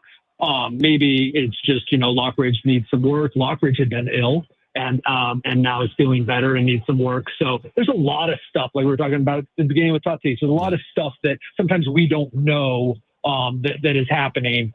So I don't know that this is sort of like the beginning of the end, but it might be. Yeah, that's really well said. And again, you know it, Kevin, because you travel and you understand what kind of grind it truly is. And yeah, they're getting paid more than you and I are, but that doesn't mean that they're not human beings. And there is a grind than me, associated John. with Than me. it. You're right. You're right. Jim, right? Come on, Jim. Help me out here. We know. It is true. I went to iHeart. I said I need the Toddy deal. They said, well, we can surpass the Toddy deal. Yeah, you only need $340 million. Yeah, it was a very easy negotiation, Kevin. Simple. We said, look, it's either $1 billion or we walk, and they said, we'll give you two. So we're good. Things are good in radio, Kevin. Yeah, very good. Just like they are in newspapers. I got one of those too, but it's a $2 billion year contract too. Yeah, exactly. Oh, wow, nice. Exactly. Lucky you. We're forced to do it. Kevin, thank you. We'll catch up again on Friday. Appreciate it. Right on. Take care. Great stuff. Kevin Ace here, Padres Insider, brought to you by the all-new Jamul Casino Resort, the Players Place. We'll react, plus the entire NFL schedule for the 2025 season. I mean, the whole darn thing. Are we going to read every single game? Has been released. We'll read all 256 games next on John and Jim right here on San Diego Sports 760 and live on the iHeartRadio app.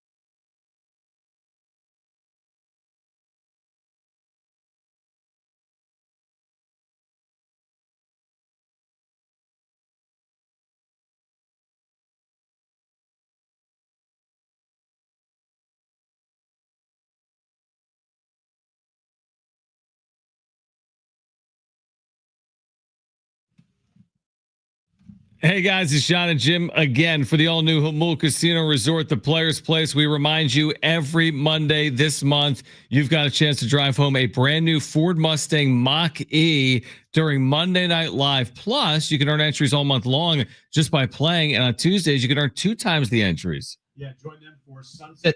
Join them for Sunset Trivia every Tuesday from 8 p.m. to 10 p.m.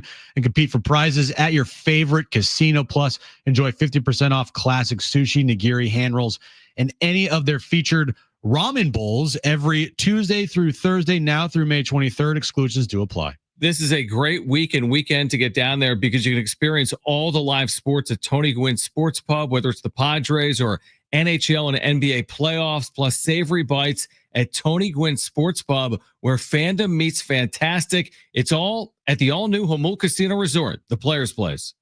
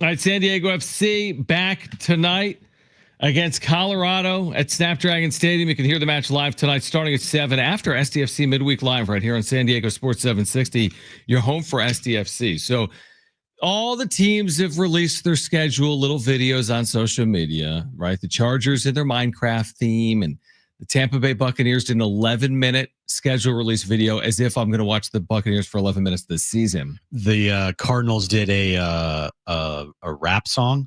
Right, with the different opponents. The Niners did a on the Gold Rush on the Oregon Trail type of video. You know what I would love? Here's where you go when everyone's yinging. You got to yang. This is where you just do the notepad 17 opponents. Like September 5th, Philadelphia, Fox, 5 p.m. Like just on the yellow notepad. Yeah. Just that'd be amazing. Now, here is our schedule. Well, I do feel like old man yelling at clouds when it comes to schedule release videos. Right. I will say there are some that are fantastic. Well, this is the NFL. They spend their whole offseason on this. Of course there are. The one that comes to my mind is, you remember when the Tennessee Titans went to ask random people what the team name is? Yeah, who is this? And they're like, the Lightning Bolts? Yeah, it was Chargers. Yeah. Normal football team. And it was the Chargers or it was the Browns. Yeah, it was is that the Bears? And it was the Colts logo or something. Yeah, exactly. that was good. But here's the other thing. A lot of this stuff, it was creative. And now it's how far can you go? And it's the NFL. There's a lot of teams that do a really nice job.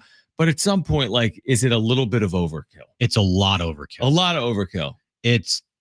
I looked up the Niners schedule. Yep. And I looked on their social media account. Mm-hmm. And it's a 6-minute video that they made. Just give me the schedule. And I'm I just want to know the schedule. So I had to go search out just to find the schedule just so I could see what it is. Because I'm not watching this 6-minute video right now. I want to know when's their bye week? What's their schedule look like? And yeah, so I do feel like old man yelling at clouds with schedule release videos. But again, this is the social media team's Super Bowl day in the NFL, so I'll let them have it. Yeah, but I kind of like the Super Bowl champion Philadelphia Eagles 19 minutes ago. They released the schedule as a graphic. And I do not see a video. Oh, no, they released a video. Okay. Well, Every 19 minutes does. ago, they must be forced to. I just like the schedule graphic. You can save it to your phone. You can put it as your wallpaper. Yeah, they did a 2025 an Eagles schedule release 16 minutes ago. It's is it only a minute long though? It's a minute 25, and it's literally just a Super Bowl trophy. See, that's a good troll job. Their schedule release is just the trophy. It's the Lombardi. That's a good video. Yeah, I think that's it. That's a really good video. Oh no, sorry. Oh wait, no. Yeah, that's what they did. It. That's well done. They said 2025 an Eagles schedule release. And then they at the very end, it says with appearances. So it's a video. Oh, yeah, with appearances. And it's just the trophy, right? An Eagles entertainment series in association with the Philadelphia Orchestra.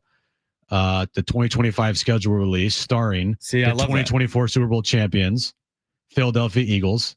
And at the very end, it goes with appearances by, and it's very small font, and it's all the teams they play in order. As if you were an actor in a major motion picture and they just put your name at the end of the film and they just that's it. Nothing to it. That's good. I like that. But some of these videos are over the top. They bring in actors to do these cringy things that aren't funny. And I'm just can we just get to the freaking schedule? Well, a couple of notes on the schedule. And everyone's going to see different things. I mean, you have a Super Bowl rematch in week 2 between the Eagles and the Chiefs, which I think is pretty compelling. They already announced the Thanksgiving game, right? Isn't there a Cowboys-Chiefs game this year? Most believe that'll be the most watched regular season game ever. I think that's Thanksgiving. Yeah, it is. I think that'll be the most watched regular season game ever. Cowboys and Chiefs on Thanksgiving. But I mean, they were already doing the slow drip where you knew that the Eagles were opening with the Cowboys on Thursday Night Football and you knew Chargers-Chiefs. So if you want to see the NFL schedule, go to NFL.com. That's what I would say. And you can see every team's schedule for the upcoming year. But they really do, man. They hype this thing up. They make this out to be some huge deal. Which, again, we already knew the team's opponents this year. That's the crazy thing about it. But now we know when you play and where you play. Fox, CBS, etc. Yeah. So get ready. September 4th is opening night. Eagles and Cowboys. Here's Thanksgiving. Packers, Lions, Chiefs, Cowboys, Bengals, Ravens, the nightcap. I mean, Chiefs Cowboys is unbelievable. That will get 40 million viewers. Yeah, I think the record for a regular season game is 42, and they say it should surpass it, which makes sense to me. Let's see here. The week 1 big game. Obviously, it's the Eagles and the Cowboys. Monday Night Football, week 1. Brent's Bears against the Vikings. Sunday Night Football will be the Bills versus the Ravens. Good game. Great game. It's a very good game. Yeah. Oh my gosh. Did you see what the Jacksonville Jaguars did? No. They did a scheduler release with their morning routine from Ashton Hall. Did they use the actual guy? I think they used the actual guy. Yes, they Ashton did. Hall? They used the actual guy. Good for them. That's the highlight of So I guess his 15 minutes of fame is not up because me and Darnay have been going back and forth talking about, all right, this guy's done. It's kind of done, though, because they released that video 15 minutes ago and it has 864 likes. It's kind of old and tired. That's what I would say. If that is Ashton Hall. No, that is. It is. All right. Yeah. All right. On the other side, let's hear from Mike Schilt in anticipation for game 3 tonight between the Padres and the Angels. That's coming up next. John and Jim, San Diego Sports 760, and live on the iHeartRadio app.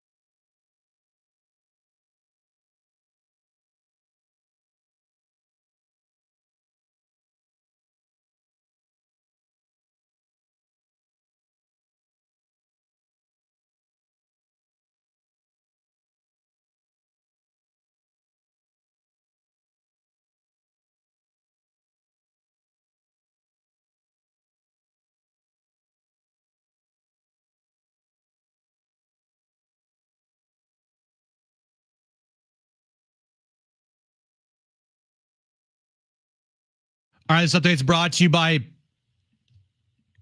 Staples. We'll start with the Padres.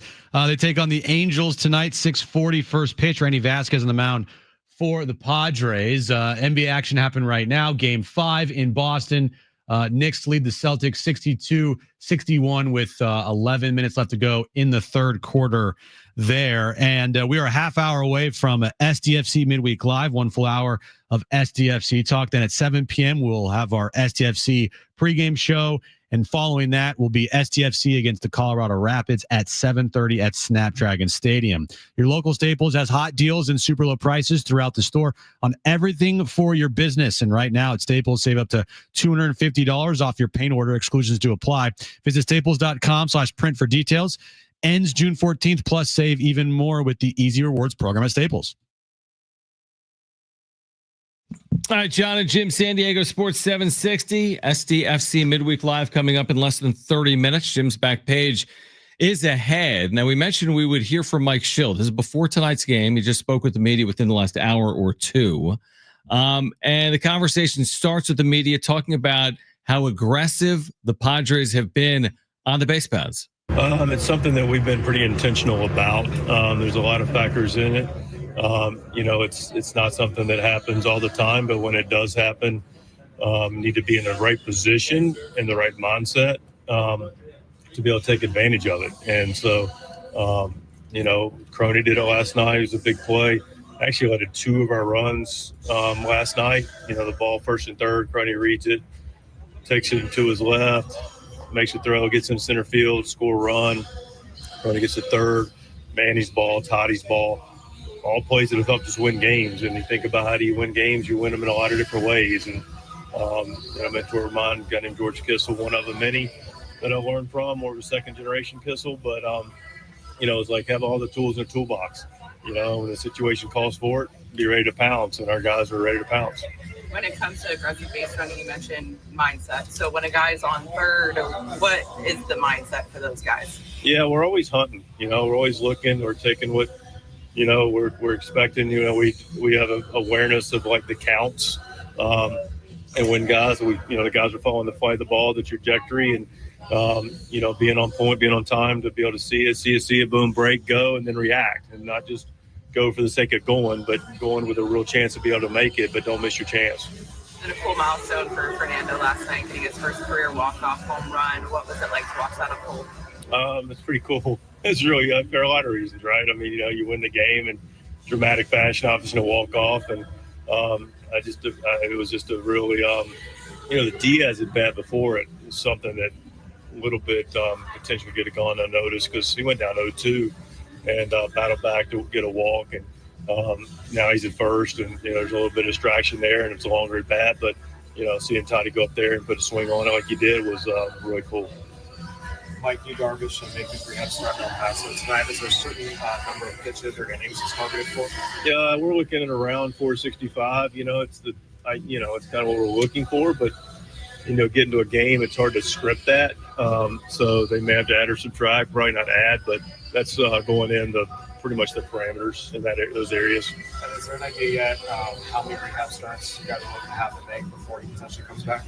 I think if we we'll look to see how he goes through this one, how he recovers, and listen, we'll see what he wants to do, how he feels, but I don't think he wants to spend a lot of time on rehab. What is it like going through the process with you? As clearly has a lot of experience with himself and knows exactly kind of what he needs, and what's that like? Yeah, and I rely on that heavily. We trust our players. The more experience, maybe the more trust. For sure, 38-year-old guy that's won 200-plus games, 3,000-plus punch-outs, knows what he needs. He gets to drive a lot of what we're doing, and so he'll let us know. The stuff will let us know. But Hugh's a very honest guy. He'll be really clear about his ability to come back and be ready. Randy Vasquez on the mound today, coming off that really nice start in Colorado at the altitude. What was your takeaway from that last start for Randy? I think Randy's been good. Specific to the last start, controlled counts, been able to get the first hitter out. Sometimes easier said than done, but really good 0-1-1 counts. I thought the ball was going where he wanted it to go. Cutter's been good. Off-speed pitch is good. Him and Maldi have worked really well together, and looking forward to more of the same tonight. On the other side, Kyle Hendricks, on man for the Angels, obviously a guy that you've seen quite a bit of when he was with the Cubs. What are the challenges that a guy like Hendricks presents? Yeah, I've seen Kyle across the way for a number of years now, and he's professor-esque. I mean, he just pinpoint. He's a pitcher's pitcher. Going to locate. Add, subtract. Will throw in. Going to cut it a little bit. Just slows everything down a little bit. Just he knows what he's doing out there, and it's a matter of getting good pitches and not missing our pitch. Mike, obviously you have a long time in the game, coaching through the minors, and then also Walsh has a long time in the game as well. How much do you enjoy the chess match of going up against a manager like that, who also has so much experience? Yeah, no, I mean, listen, that's the game's played with the players, head to head. We do our part to put them in the right spot, and there is a chess match to it, and I enjoy that part of it. And always want to, have the right position as much as you can. Specific to Wash, Wash is a guy that I have a lot of admiration for a lot of reasons. He's been in the game a long time, and longevity is something that I respect in this game because it's harder and harder to have longevity in this game. And he's been able to do that, and rightfully so, and he's done it well. I appreciate Wash's enthusiasm, passion for the game. He's a teacher like myself at heart. And ultimately cares about, two things in probably this order. He cares about the players. He's really there to serve his players and has done that for years. And he really, really cares about our game. And he's just a really good baseball guy, and he's just a good dude. I like his energy. Like looking ahead at Stephen Kolek and what he's kind of done, what he's meant to you guys, it can be hard to progress a Rule 5 guy and make sure that keep him in the organization first and then develop him when in that first season. Like, how do you think that's gone for him, and what was his kind of, how much did he kind of have to navigate that, and what do you think he really did? I mean, all the credit goes to Steven, but I got to tell you, when you look at Rule 5s and then you look at their ability, to your point, to get here, identify it, that's pro scouting. That's AJ and the pro scouting group. And again, I was privileged to see and be a part of those meetings, and it was very thorough. So that's the starting point, right? So you get him. And then now to your next point, how do you keep him? And then now you acclimate him into a team that's competing and did compete, win 93 games and go to the playoffs. And it's not we're not in a position for trying out for, guys at the moment, to try to, see how they come along. So he contributed in the bullpen. That was a spot for him. Acclimated really quickly. Ruben Ben Fritz, our bullpen coach, did a really nice job with him, and got through the season. We're able to now have him in the organization. And start now. Let's see what that looks like. That's the next step. He's got some starting history in the past. Another evaluation organization makes with Steven that says, hey, we sat him down right before Camp 44. At Camp 44, we sat down before Camp 44 as an organization, decided that would be a good opportunity for him to do it. As we looked through our roster, 40-man, et cetera. Then got with Steven at Camp 44, and then got his head around it, which he was, excited about. Now comes the plan of what's that look like? How do you build him up? What's the pitch use? How to use it? What's the arsenal? And went through spring training and continued to do that. So then he was odd man out on the actual, starting rotation. Goes down, communication with your AAA staff, with Steven. What are you working on? Why are you doing this? How's it working? So you think about all those different layers that, for me, is a really good evaluation of a well-run organization when you have scouting, front office, big league staff, coupled with a player, reliever, starter, player development, come back up, doesn't not only miss a beat, but improves when he goes down to AAA. It really, and I do have experience with this, it really speaks well to all the parts working together that equals a successful, sustainable organization. Okay, we get it. That's it. We're done. There's nobody's ever talked about Stephen Kolek uninterrupted for more time than that. Nobody loves to hear themselves speak more than Mike Schill There's does. no chance Stephen Kolek in high school had his coach talk for 3 minutes and 41 consecutive seconds. Again, I say this with the utmost respect. Do you? I'm really glad Mike Schultz a good manager. It would not play if they were 9 and 37. Oh my God, dude. Right? If it was just the Rockies, he's like, man, this team is so good, and these players even better. Mike Schultz a really good manager, but there's zero chance he can manage in New York. There's zero chance he can manage in Philadelphia, unless he just always won. Like if he just always won, then it'd be great, it'd be fine. But yeah. He's lucky to be here in San Diego, and we're lucky to have him because he's great content. And I'm glad that he's a good manager. I'm glad he's a really good manager. Someone needs to send that to Stephen Kolek and his parents because that was unbelievable. That was truly unbelievable. 5 minutes on Stephen Kolek, dude. So I like Stephen Kolek, but for 5 minutes, just uninterrupted. The question was like, "What have you seen from Stephen Kolek?" And he like start talking about like scouts and like AJ's team. All right. On the other side, we'll get to Jim's back page again coming up at 6 p.m. SDFC midweek live coming up at 7 p.m. We'll get you ready for tonight. SDFC and Colorado from Snapdragon Stadium. This is John and Jim.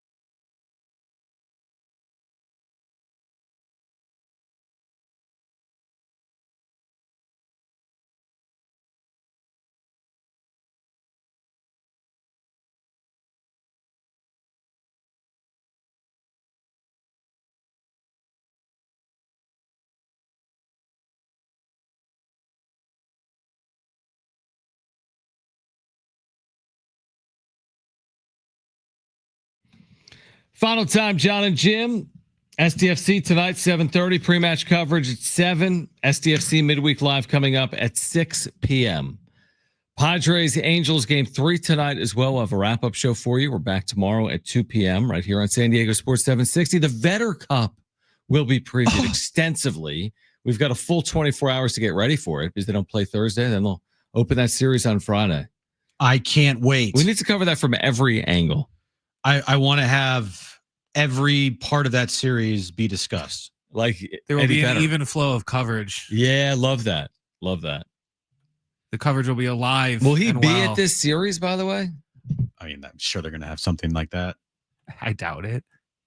You think he's going to show up in his Cubs gear? I was going to say, he's a Cubs fan, right? Yes, he's a diehard Cubs fan. I can't wait. I legitimately cannot wait for like 3:45, 4 o'clock on Friday. Yeah. Because that's when we'll get the Schulte sound pregame. He's asked about like, hey, what do you think of Eddie Vedder? And he's going to be asked by Mary Lou's cook. So what do you think of the Vetter Cup here? Right. Mike Schilt. And he's going to go on a 3-minute answer about how great it is. I love Soundgarden. Dude, that'd be so I want him to just list off like every Pearl Jam song of all time. That'd be so incredible if he's like, listen, when Even Flow came out in 91, you got to think about Black was on that album. Yeah, right. I mean, we're talking about Alive. I mean, think about that album. You think we have a good lineup? Look at that lineup. Huh, how much time we got? That's what he's going to say. Good, man. So good. 10 minutes. Dude, so good. So good. All right, let's get to it.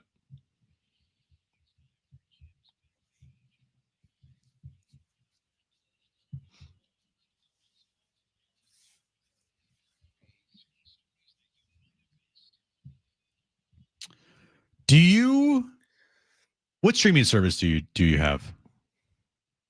YouTube TV for 10 years. And That's I was it? probably the reason why you got it. Is that it? Well, no, it's not it. I'm like, do you have Hulu? I'm a human. and So everyone has Paramount? something. Yeah, I got Netflix. Okay, Netflix. I got Peacock. Do you have I have Amazon. Do you have Max? No. It's been rebranded.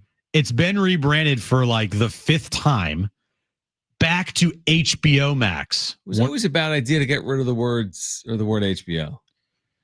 They said Max will be renamed HBO Max. The company's executive said in a presentation, the switch represents that what the company argued in a press release is its willingness to keep boldly entertaining its strategy and approach, leaning heavily on consumer data and insights to best position itself for success. No, you're changing it because you're making money. Like, don't give me this BS. What's on HBO Max? I mean, obviously, I get the HBO movies. Yeah, you know, we get the movie catalog. Game of Thrones. Am I getting anything? Am I getting any live content? Have they gotten into the sports? Yeah, you can watch basketball on there. Okay. They have a deal with all the Turner networks. So, like tonight's, Knicks Celtics, you wanted to, you could turn on Max and watch that. They're also streaming NHL playoffs, and they're doing a lot of soccer too. Okay. Want to watch soccer?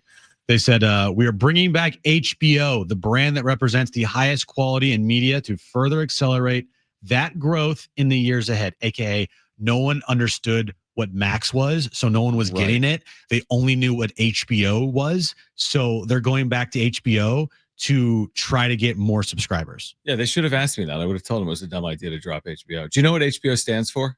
What does it stand for? Come on. You don't know? I honestly, I don't. I'm either drawing. Do you have a guess? I'm drawing a blank here. You know, the blank is you don't know. Mr. I've watched like every Star Wars episode, doesn't know what HBO stands for. Do not look it up.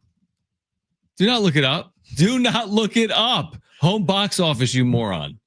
Just kidding. I mean, I'm sure there's people that don't know. But I did not know that. Do you know what CVS stands for?